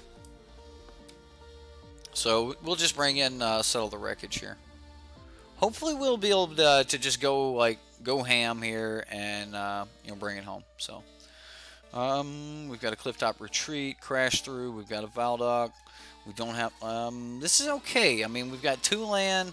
We have a creature. I'm going to use it. We're gonna go with this. Everything's coming in tap. So here we go.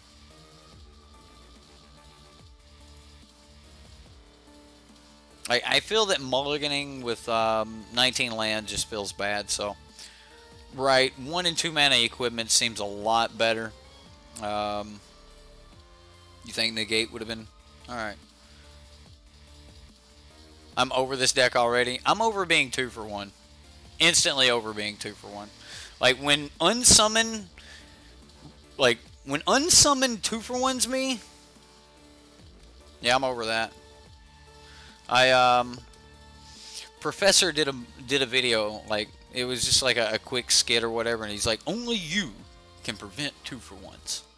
And I mean, kind of a point. I mean, we're probably gonna get countered here or something, but let's try to get this Adanto down. I mean, he could just like time walk us here, be like, oh well, at the end of your turn, I'll just bounce that back, and we'll cost you your turn, and then so I assume that here he's just waiting.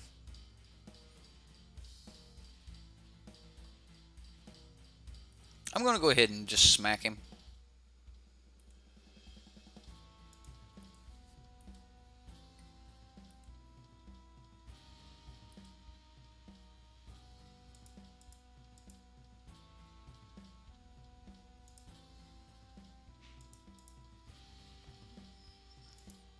I'll play Valdok. Scatter. Okay.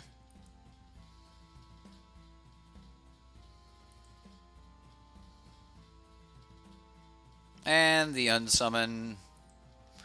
There it is. Right? Like, if we would have played any of our enchantments, we'd have just been time walked by an unsummon.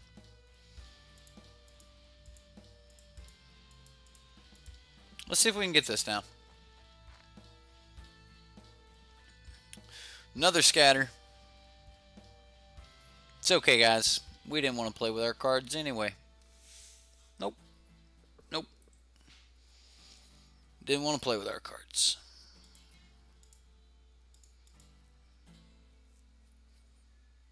What gives haste?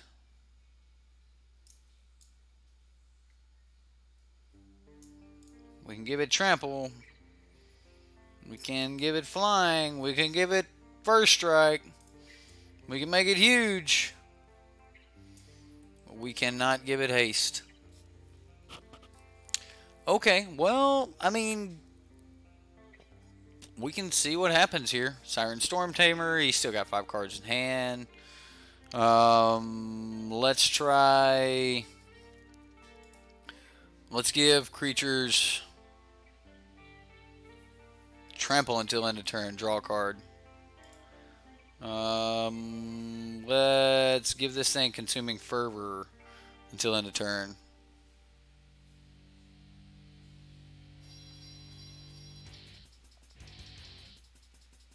And we'll see if he's got, you know, a bounce spell for it here. I went ahead and used this as my enchantment, right? Because I'm...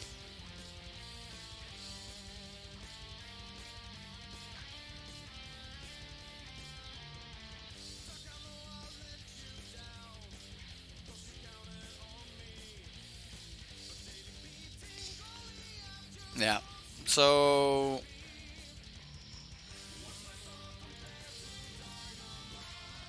I'll just play the Champion of Flame here and pass. We might be able to get lucky with the Champion of Flame. We'll find out.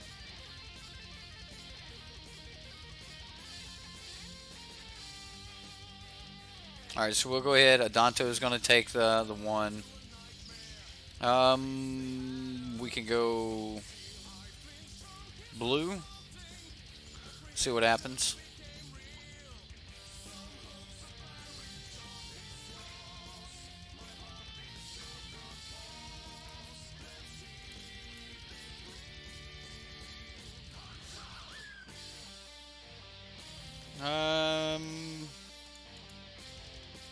We're going to give them first strike and trample.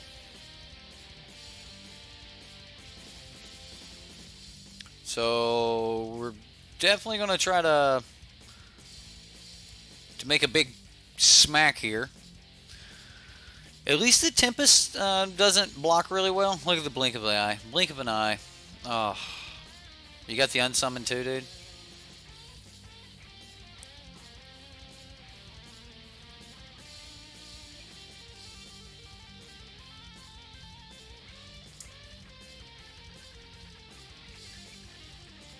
Nope.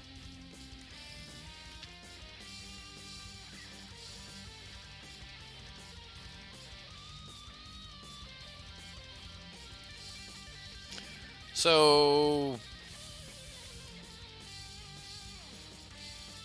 Champion of Flame.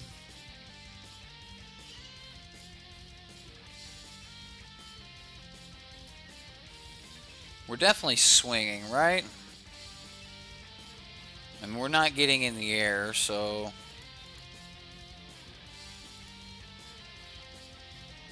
I mean, everything he has flying, so... I can either play in another Adanto. He's getting one more -1/1 counter on him next turn. Yeah, I'm going to play this Adanto.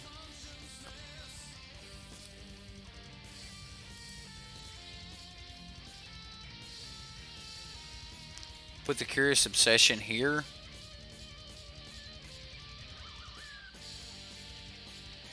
Does he have another bounce? No, he's just got the negate. Okay.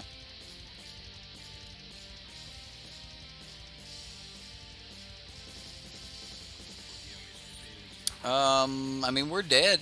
I mean, it's there's nothing we can do about it. No interaction, just absolutely no interaction in the deck with the opponent. That's I don't think that we're in a meta where you can get away with decks that have 0 ways to interact with your opponent. Like once something's on the battlefield, there's just not a lot. You wish I would have at least sideboarded in negates, so we could have like cast one spell and then negate and unsummon.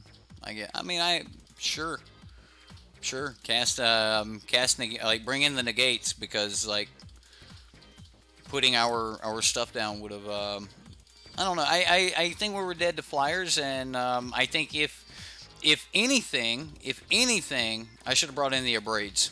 I should have brought in the abrades so that I actually had ways to kill them.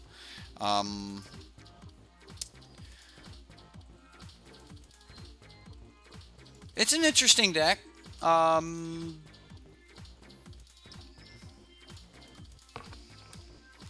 What do man.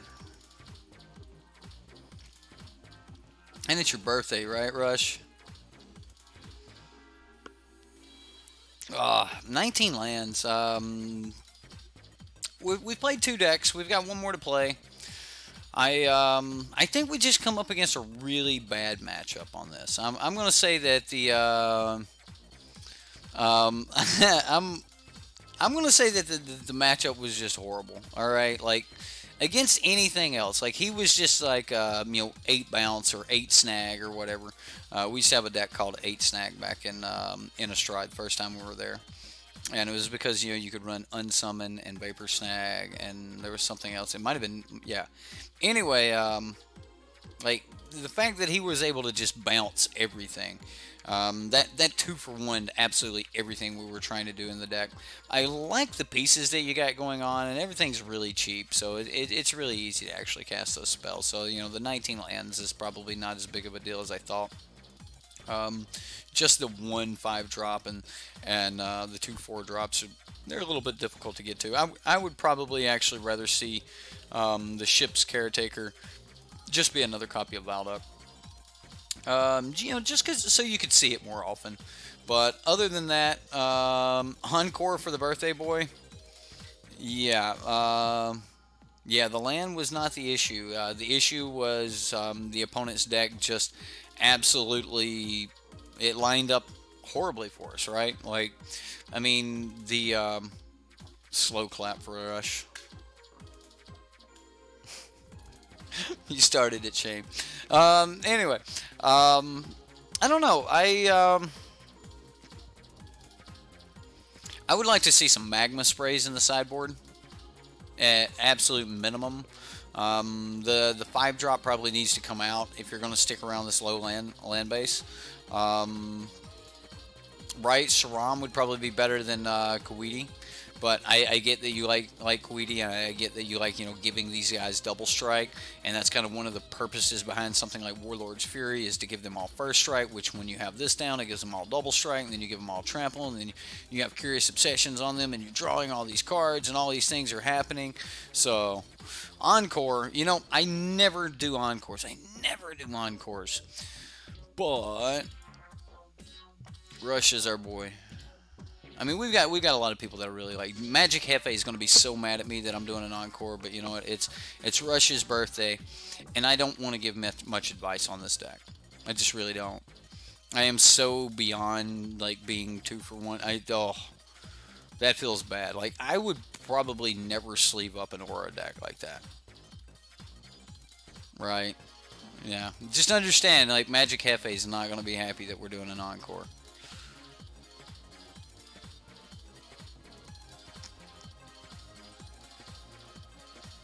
I may just jump into the queues with this.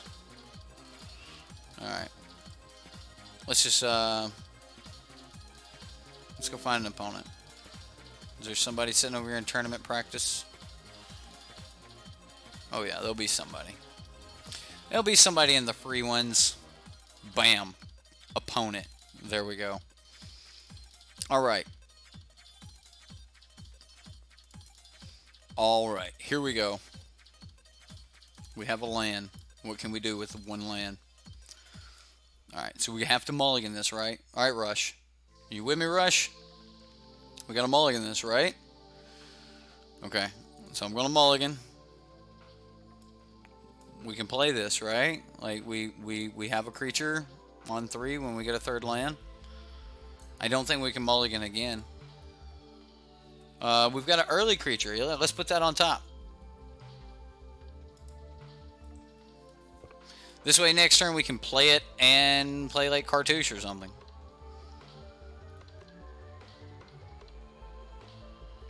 Although, personally, I'd rather get the Cartouche on a Valduck. James! Take that, FA. Alright. We're gonna play this. Hefe's gonna hate me. He's like, why did you bring me into this? Why'd you bring me into this? Well, Dragon Lord, your time was short-lived there as our stream boss, but thank you, sir. I appreciate it. I hope you enjoyed your deck tonight. James has taken down the stream boss, and yeah, I'm not putting the Cartouche on that. I just don't want to put Cartouche on it. I'm just thinking he's got like any way in the world to burn that.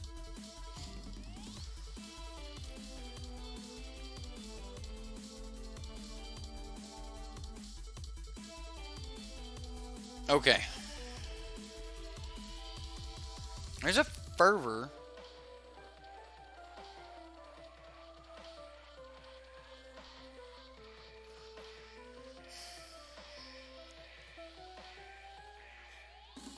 We can do a lot of damage with a Fervor.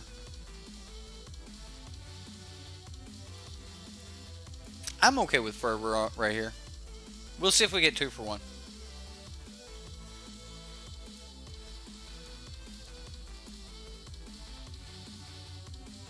He had already F6'd. He was done. Don't do it. Save the Cartouche. I think I can save... I am saving the Cartouche, but I think that we can get away with the Fervor here.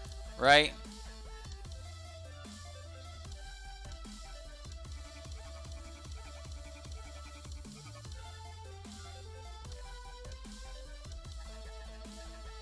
So he spends his 2 energy for the Laughing Hellion. We now have a 3/3. What do we draw? Come on. Let me get this Valduck down. I want to put things on Valduck. I'm going to do it. I'm going to cast the Cartouche. Only because I have another, and we're still nowhere near getting the Valduck down. I mean, we need to get Valduck down and play the the cartouche or something to put it on him. So I could have actually give our creatures trample. Cool part here is we're going to be able to trade our 1/1 to stop 4 points of damage from the last new Hellion. Or not. Maybe we're not. Maybe we can't. Maybe he'll exert this on-crop crasher to save his Hellion. I mean, I would rather take 3 than 7 here, so if he did not exert, so yeah, I'm just going to block the 4 points of damage. Just, bam, done. Let's just take it, have him sacrifice the Hellion.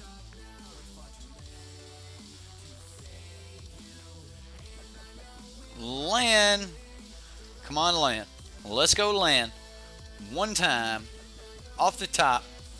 Land.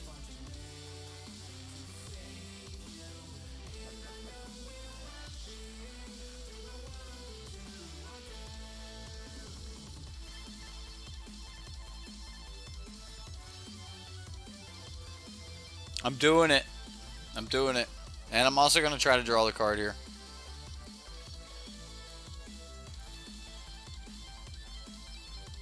It's an Adonto Vanguard.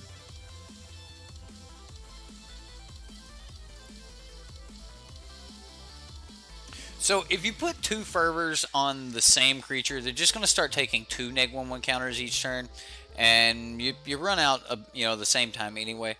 But this next turn, I might be able to just put this fervor right here on the warrior and go from there. So like we're gonna go 3. Ooh, he left open some blockers. Here, blocker.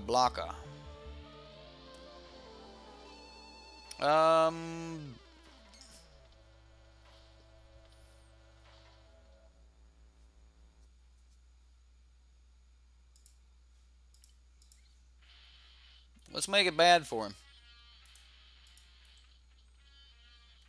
Yeah, let's just make it bad for him. He's got 7 cards in hand. So much potential for card draw. You're right.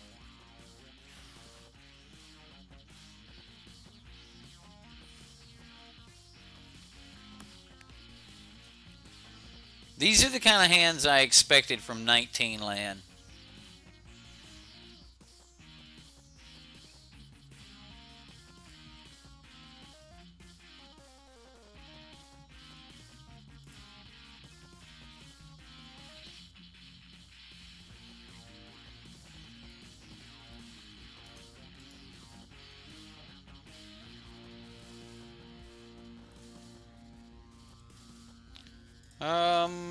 I'm gonna play the kid.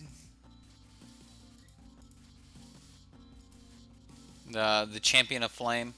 I keep wanting to say flame kid. I don't know why I want to say flame kid. I guess flame of the kiln or something like that. I don't know. Grand Warlord Rada's challengers are always defeated, but she rewards the most passionate with the flame of kiln. After that, they burn for her.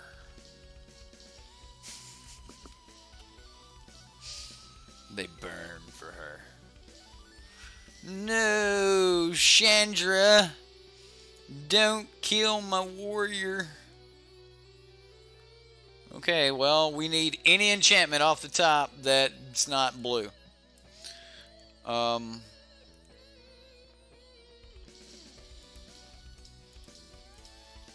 I know he's at 2.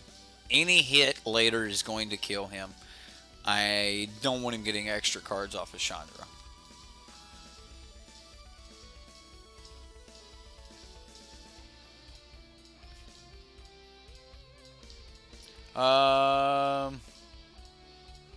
It's for Lincoln's college fund. Everything in the stream's for Lincoln. Like the plan is that this can become an actual real job. Sulphur Falls, please Sulphur Falls.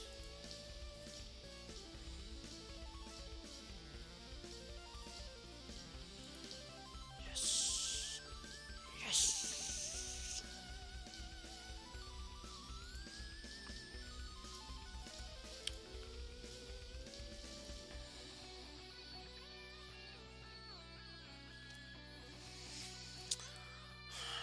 We can swing and draw a card, put him at 1, right? But we die. I'm just going to pass. And hope that he can't burn me. If he has another... Oh, I did it! Oh, I played the wrong one. I played the Curious Obsession instead of the Flight. I meant to play the Flight. Oh, right. Well, we could have swung for 1. Wow, now he's just going to come down with Phoenix. Yeah. Oh, thank goodness. Okay. So let's try it one more time here. And has flying. All right, that's 4. That gets over 1.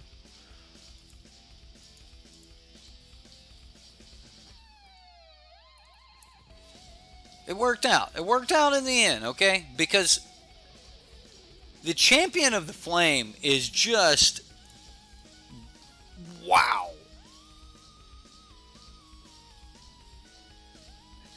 He didn't realize it has trample, did it?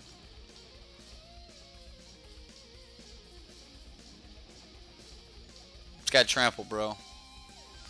Trample. Trample, bro. Wow, yeah. Wow. Yeah, I'll punt on the Curious Obsession, but top decking the Consuming Fervor was awesome. Like, this exact card was printed a long time ago in like blue. But like now it's a red card. What was the blue card? Oh, hey guys. You guys asked last night who carries the Black Blade. And it's not the person Black Blade, Doran Black Blade or whatever. Belzenlock. That's Belzenlock's blade. Belzenlock was the one who swung the Black Blade to kill the Elder Dragons. It's Belzenlock's blade. And there's a like sect of, there's a cabal or whatever that worships Belzenlock. So they just got the blade and are presenting it to him. So, hey, we were on 2 mana for like a ton that game. I mean, he's right. When the deck wins, the deck wins. I'm going to take this out. What do we want to bring in here? Tempest Collar? A Braid, maybe?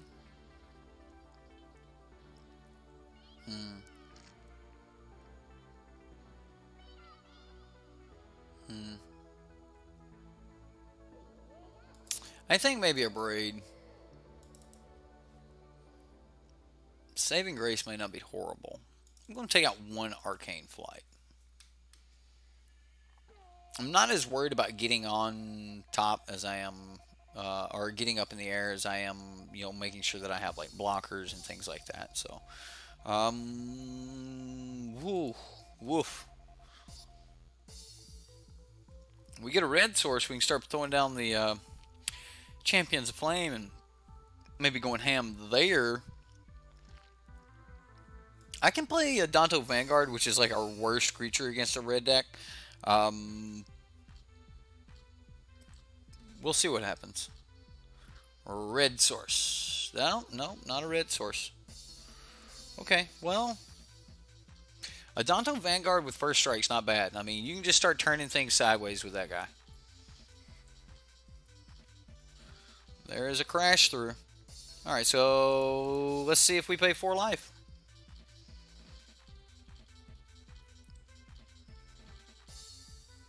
Burn him. I pay 4.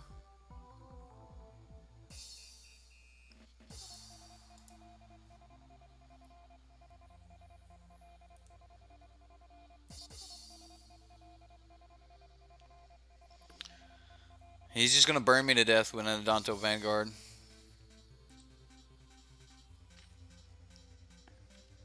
Okay, Glacial Fortress. We're getting somewhere-ish. First strike's going to be great here. I am definitely okay with trying to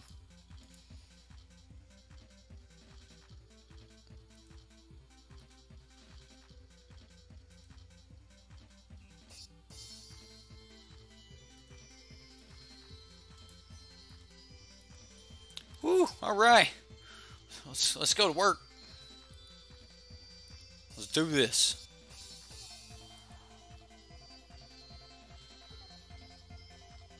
I mean, he's beating us on life here. I've won quite a few games off the back of Manatraders. He's casting that.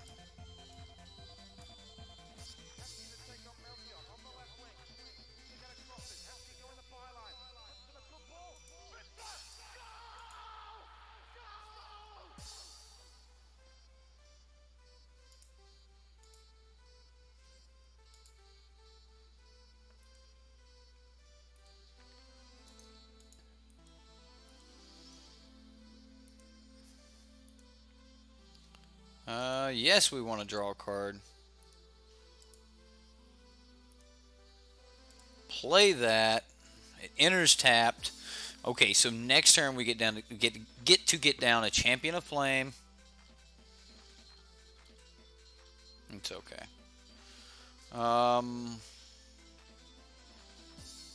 What's more important, Champion of Flame or?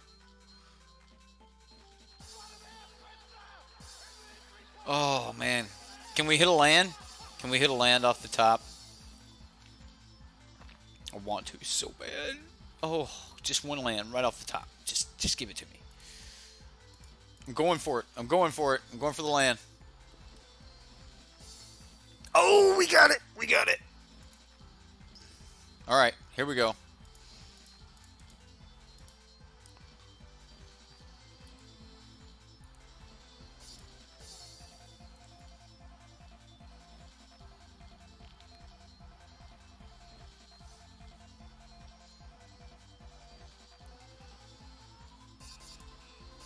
Draw a card. Draw another card. Draw a card. Draw another card.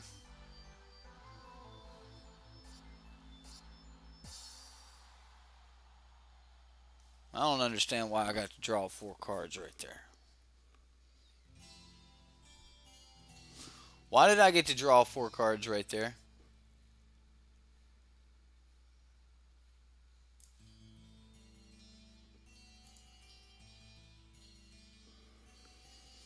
I don't understand why I drew 4 cards right there. And that's game. Happy birthday, Rush. Deck works. That's not bad. I definitely think we drop this chick and just go for, I don't know, maybe even another copy of Consuming Fervor or something. I don't know, but I just don't. I personally think that you want Valdo. Like, I think that you just want to be able to see this dude a little bit more often. But this is your champion. Like, this dude is the guy that this deck should be built around more than anything else. And if you could throw some lifelink in here, you've seen the power of an Adonto Vanguard, right? Like, it's worth it. You just keep paying life. They can't remove it. Get on with the game. Yeah, I mean, we paid down really low on that. We paid more than a lot of people would normally pay on it, but yeah. Right. Hey, the deck got to crush red green, right? Got to crush some red green. So, all right, this is the last deck here. Now this is a Garna combo, and you know, honestly, guys, you guys are gonna have to walk me through some of the interactions in this one, maybe. I don't know. Flash, when Garna, the Blood Flame, enters the battlefield, return to your hand all creature cards in your graveyard that were put there from anywhere this turn. Other creatures you control have haste. Okay, so if they were put there from anywhere this turn, that means anywhere. That means if we're cycling them or pitching them with, you know, Hazaret. Like, so I'm thinking Fateful Showdown. Oh, wow. All right, so we got to read some of this stuff. Fateful Showdown deals damage to any target equal to the number of cards in your hand. Discard all the cards in your hand and draw that many cards. So I'm guessing the plan is to discard every card in your hand, draw that many cards, then play Garna. How are you going to have enough mana to make that happen? I don't know. I do like the fact, we've got a bunch of cycling and stuff like that. I can see, we're going to be able to, cycle, cast Garna, things like that. But, man, like, making Garna cheap enough is going to be hard, and that's probably the main reason behind the Bantu's Monument. I figured the Hazard's Monument, its main reason is that draw a card, discard a card, or you may discard a card, then draw a card. But both of these are going to make Garna a little bit cheaper, and I can see those. So the rest of the deck is just pretty straightforward. We've got the cycling, 1 red to cycle. We've got two colorless to cycle. Also, he's got a really good effect. Like when you cycle something, you put -1/1 counters on each creature your opponent controls. Horror of the Broken Lands. It's more or less just a good card to cycle for 1 mana. So.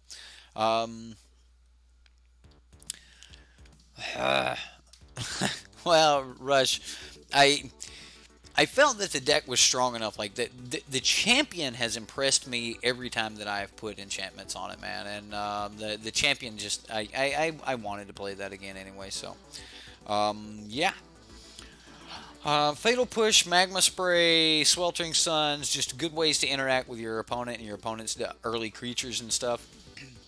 We have enough artifacts here that you could probably end up finding some, unlicensed disintegration or something like that in the deck. Now, when he posted the deck, it had absolutely no sideboard.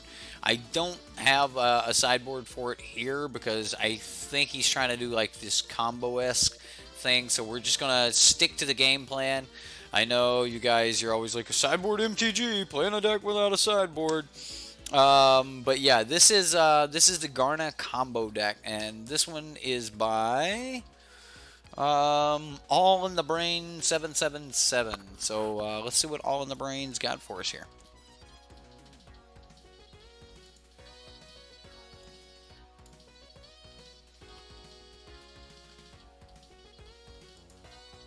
What?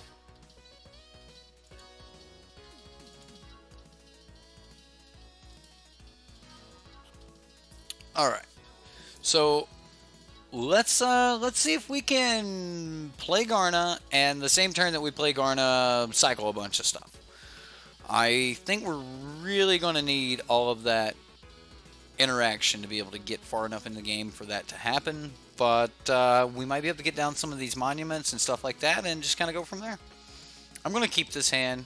It's not overwhelmingly horrible, and I can start cycling things. So. Wow, he kept a 5-lander, or I mean, he mulliganed to 5. So, yeah,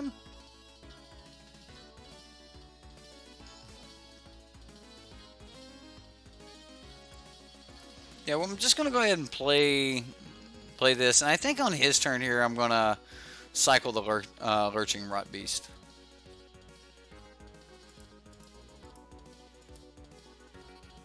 Okay, another land. Yeah. Let's get down a Hazard's Monument.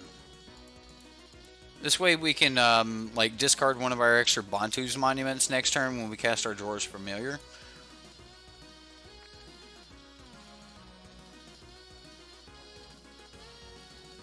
There's a Gideon.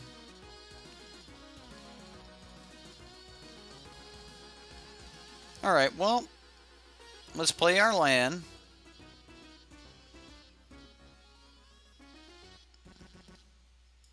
We'll play...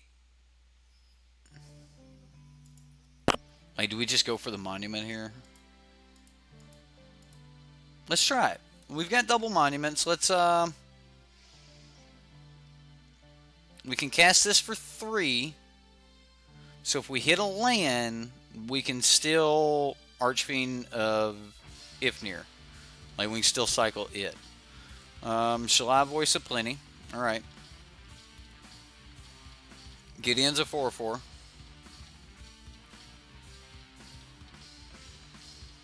Alright, well, we did hit the land, so we're going to cycle. We're going to black, red, black.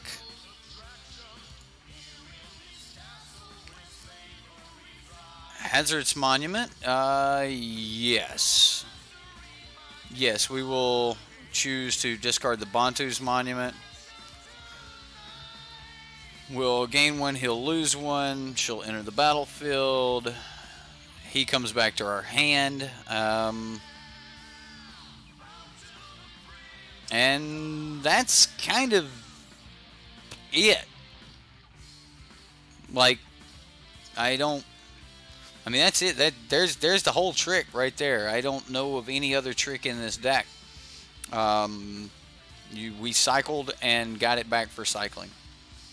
I could have pitched the Jorah's Familiar and gotten it back, but it's just going to come back to my hand. So, like, that's the whole deck right there.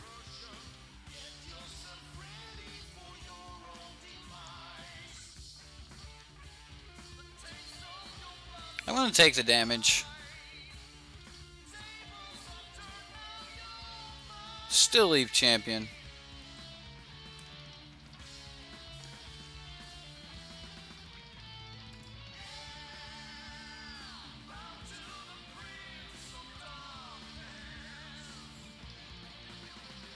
I mean, you can get her down as cheap as 2 mana.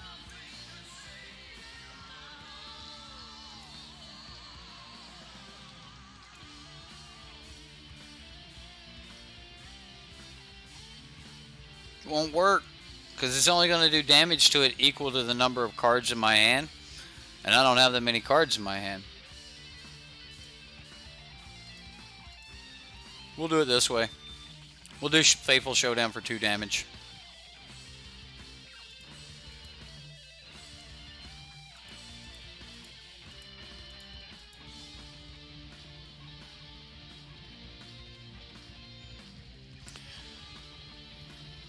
Yeah, Ballista's expensive right now, guys. I mean, Ballista's no joke. Card's very expensive. I am glad that I've had my play since back when I was playing Pia's Revolution, so...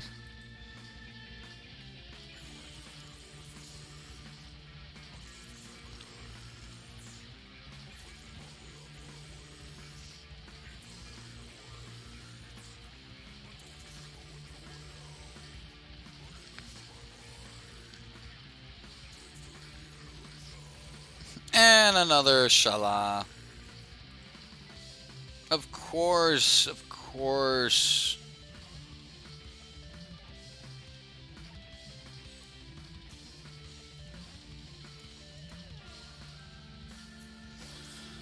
Alright. So we're gonna go...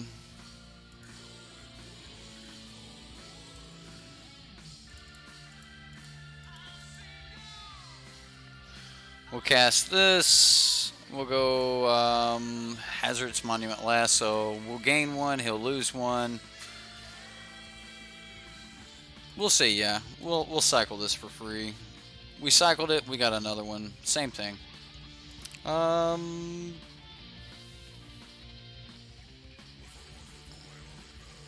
Can't cast it. So we'll go cycling on it too.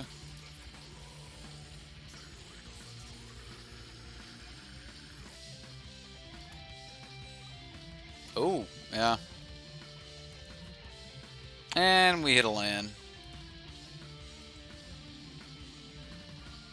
I mean, I would have definitely been able to do some damage to him there, but unfortunately we don't have flying. Like, we're at 2. This flyer is going to just, like, swing at us for 3. So, that's that game. He was stuck on 4 mana, too. Okay, well, no sideboard, so we're just shipping it back. I guess the first thing that I would add to the sideboard would be like Unlicensed Disintegration or something like that, but I think this is another one of those decks that I'm being the guinea pig and testing it for the very first time. Like, it's an interesting idea. I don't necessarily think, you know, this is like combo or something. Is there something that I'm just like completely missing, some easy way to cheat her into play to make things, or is it really you just build this board state and make her make her cheaper.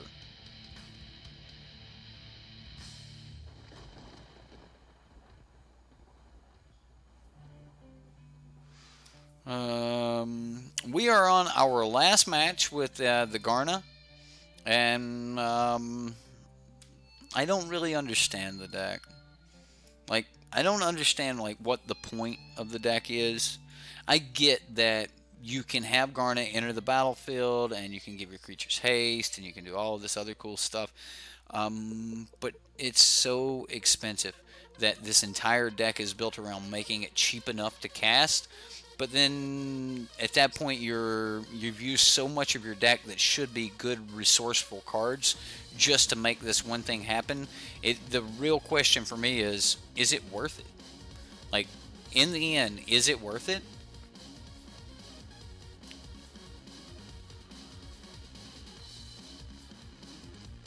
No, we're just playing the Reddit decks tonight, Jareth. We're playing. We've played Rush's deck. He actually won the votes.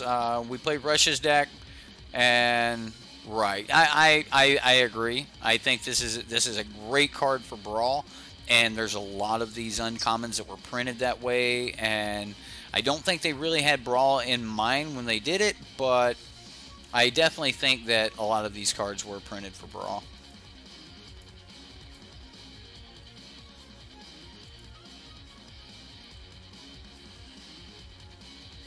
So, yeah, we'll just kill his Lana War Elves and try to keep him off some green for a moment.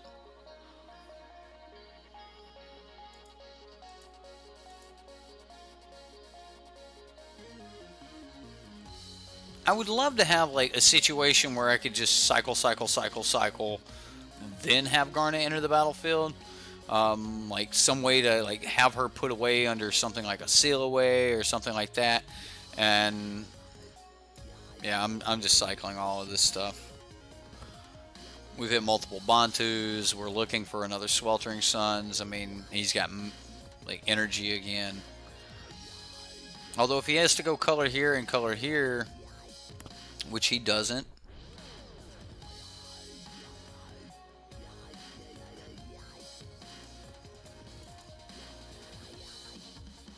Nothing else to really do here other than just play the Bantu's Monument. Now we can just set this one to the side as we won't be playing it. Yeah.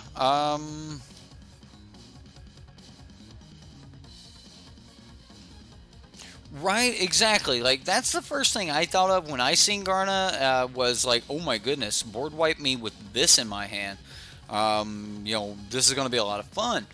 But I never thought about it as, you know, this is a card that we could, like, get a bunch of cards back with back from our hand.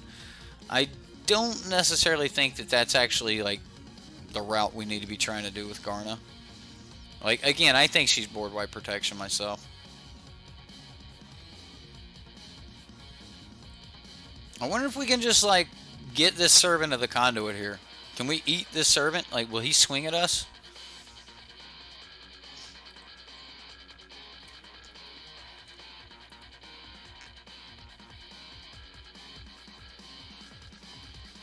I mean, we're going to take 8.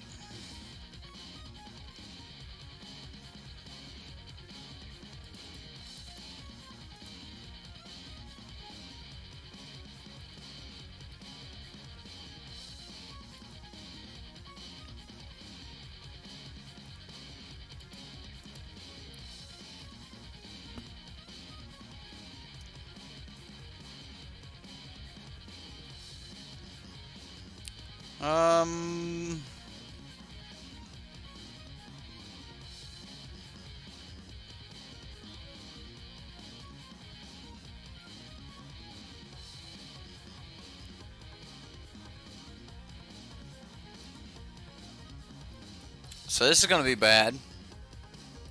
Alright, so we're going to swing into this Gideon.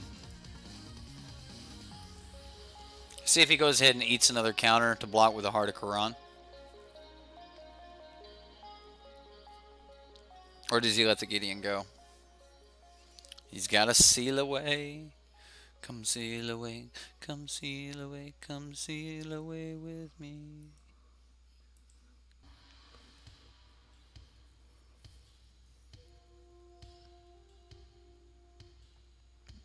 Well, we're almost dead.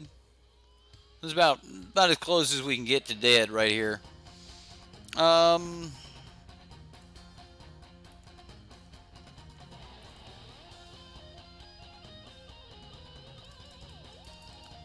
Well, we'll gain a life, and then he'll lose a life. We'll block.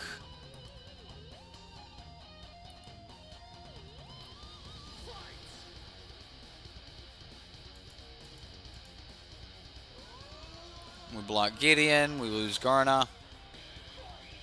Horror of the Broken Lands.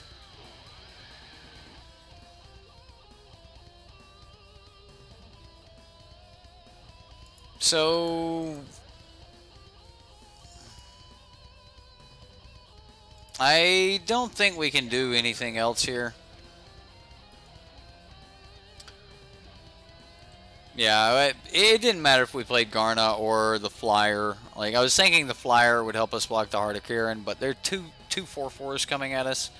And, I mean, only, like, he hasn't even been ticking this up. He's just been eating it.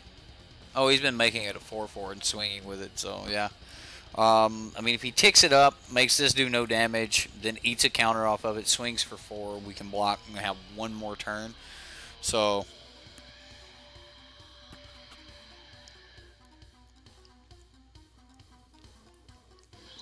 and he did.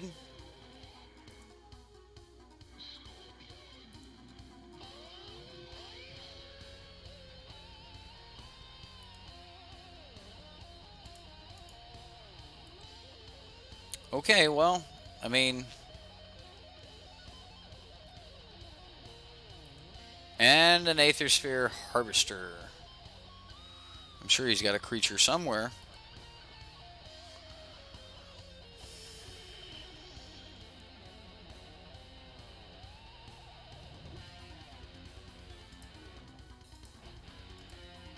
I think we have to cycle here. And that's game. That is going to be game, guys.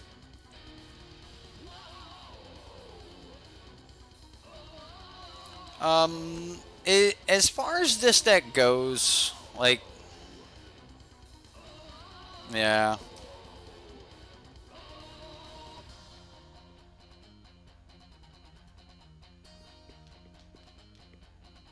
Right, her haste, the haste thing is the best part about her.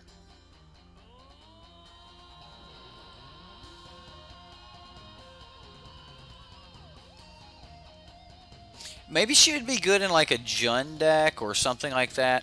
I mean, giving all of your creatures haste is really, really good, but this is something I really want to talk to you guys about. I mean, we're looking at this deck, and you know, all in the brain. I know you're not gonna like me just ripping on your deck here, but I definitely want to talk to everyone about this type of deck. Yes, there is an interaction here that can allow you to get some card value, that can allow you to really like take off in the late game when you have a ton of mana in the first place. That interaction would be, you know, actually making Garna only cost 2 mana. So if you had down both the Hazard's Monument, the Bantu's Monument, the Jorah's Familiar, and then you play Garna, you could play that for only 2 mana, and that would actually be really, really nice. Alright, so now that she's only 2 mana, we did this on 3, we did this on 4, we did this on 5, we're playing her on 6, and we're expecting to maybe have 5 or 6 mana by then. Well, first off, if you're wanting to have that 5 or 6 mana by that time, you're going to need at least 24, 25 lands. Like, having a consistent 5th mana every game is going to require 24 lands. Like, if you want to have a consistent 6th mana or 7th mana, it's going to require the 25 lands. And that's why you see control decks actually say, you know, I don't want to miss a land drop until I get to turn 6 or 7. And they run 25, 26 lands in their decks. And that's because they're worried about making sure that they still have enough lands in the deck that turn 5 or 6, they're still making their land drops. And if that's very important to you, then you're going to have to run the lands. And I know a lot of you guys are not really worried about running lands. We've seen Rush's deck do really well tonight with only 19 lands, and that's because he's not worried about hitting land drops after turn 4 or 5. I mean, after turn 3 or 4, honestly, he needs 3 to maybe 4 mana to make it work, and then everything else he can just set in his hand until he finally gets there. And there's only, what, 3 other spells that are beyond 3 mana anyway, so that's why those decks can get away with it. Here, the main idea of the deck is to take a 5-drop, reduce that cost, but yet we still want to be spending that kind of mana. Like, in this particular situation, like, he's trying to reduce the cost, but that's not because he wants to cast it for 2 mana. That's because he wants to still have that mana available to do other things with. And if you're doing that, you really got to add the more lands to your deck. Now, as far as setup on this particular combo or whatever, if you will, as far as setup goes, a lot of that's going to have to do with the fact that we're paying 3 mana here. We're using our turn 3, our turn 4, and our turn 5 just to be able to get this, you know, for cheap enough to actually be able to get some good out of it. And what good are we getting? Like, what are we going to get out of the fact that we are going to put some cards in the graveyard, right? Okay, so we cycle Horror of the Broken Lands for 1. Like, so let's say we have 6 mana, right? And who knows? We cycle Horror of Broken Lands for 1. We cycle, or we even Faithful Showdown and throw 4 cards away and burn something, okay? And those 4 cards all happen to be creatures. Well, we are going to get those back, assuming that one of the cards that we do get back in the second side of the hand is a Garna. And that could be why he's running 4 here. But again, it's just one of those things where it's like, you're setting all of this stuff up, right? Like, you're doing all of this stuff to draw maybe 1, 2 extra cards. And that's what I really want to talk about. I mean, it's like, this is a lot of work to gain 1 or 2 points of card value, of card advantage. I don't think it's worth it at all to use your turn 3, 4, and 5, and then all of your turn 6, and the best thing you can do is drop a Garna at the end of their turn after cycling a few times, just to get a couple cards back in here. I don't think it's worth it, guys. I just don't think it's a payoff. Exactly. Jizza just said it himself. He's like, there's just no payoff. You know, it's if you're doing that much work, you need to be doing something that can end the game. Especially in this case, we're using a 1, 2, 3 card combo, 4 card combo. I mean, there's infinite combos in Standard that for 4 cards, you can just end the game, no matter what life total your opponent's at. So, like, that's kind of what I want you guys to think about when you're brewing and you're deck building. Yeah, there are a ton of cool interactions in Magic. All kinds of cards have some type of synergy with other cards and do other things, and that's what's magical about the game, is there are awesome things in Magic. And if you wanted to have a cool little kitchen table brew and you wanted to do some stuff like this, personally, I don't even think this is powerful enough for that. I mean, I know when I play kitchen table Magic, my buddy's got like lightning bolt and stuff like that stuck in there, and I wouldn't stand anywhere with you know, Garna. So I just think that if you're going to be using, you know, 3 or 4 card setup, that you really need it. You really need to make sure that all of your effort is worth it. And if nothing else, hopefully we got to see that out of this deck. I mean, even when we got it to happen, we just netted a card. And when the entire deck is built around making this interaction happen, most of the time when you net a card, you're not even netting a card that can dominate the game. You're just netting another piece to your 4 or 5 card combo. So that part's painful. So Yeah, you have that infinite combo with the Vampire Bantu's Monument and the 4-drop Pirate. For this deck, at least it'd be a little bit competitive. Exactly, exactly.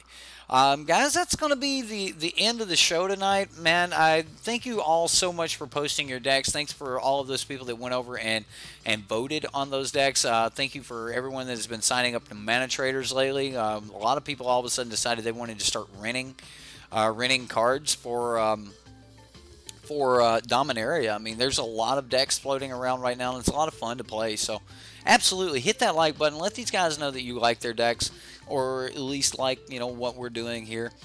Subscribe to the channel if you're new to the channel, and, thank every one of you for coming out tonight. Happy Mother's Day. Happy birthday, Rush. Guys, my name's Eric, Sideboardmtg. I had a lot of fun. I hope you guys had fun. We'll see you next time here on Sideboard MTG.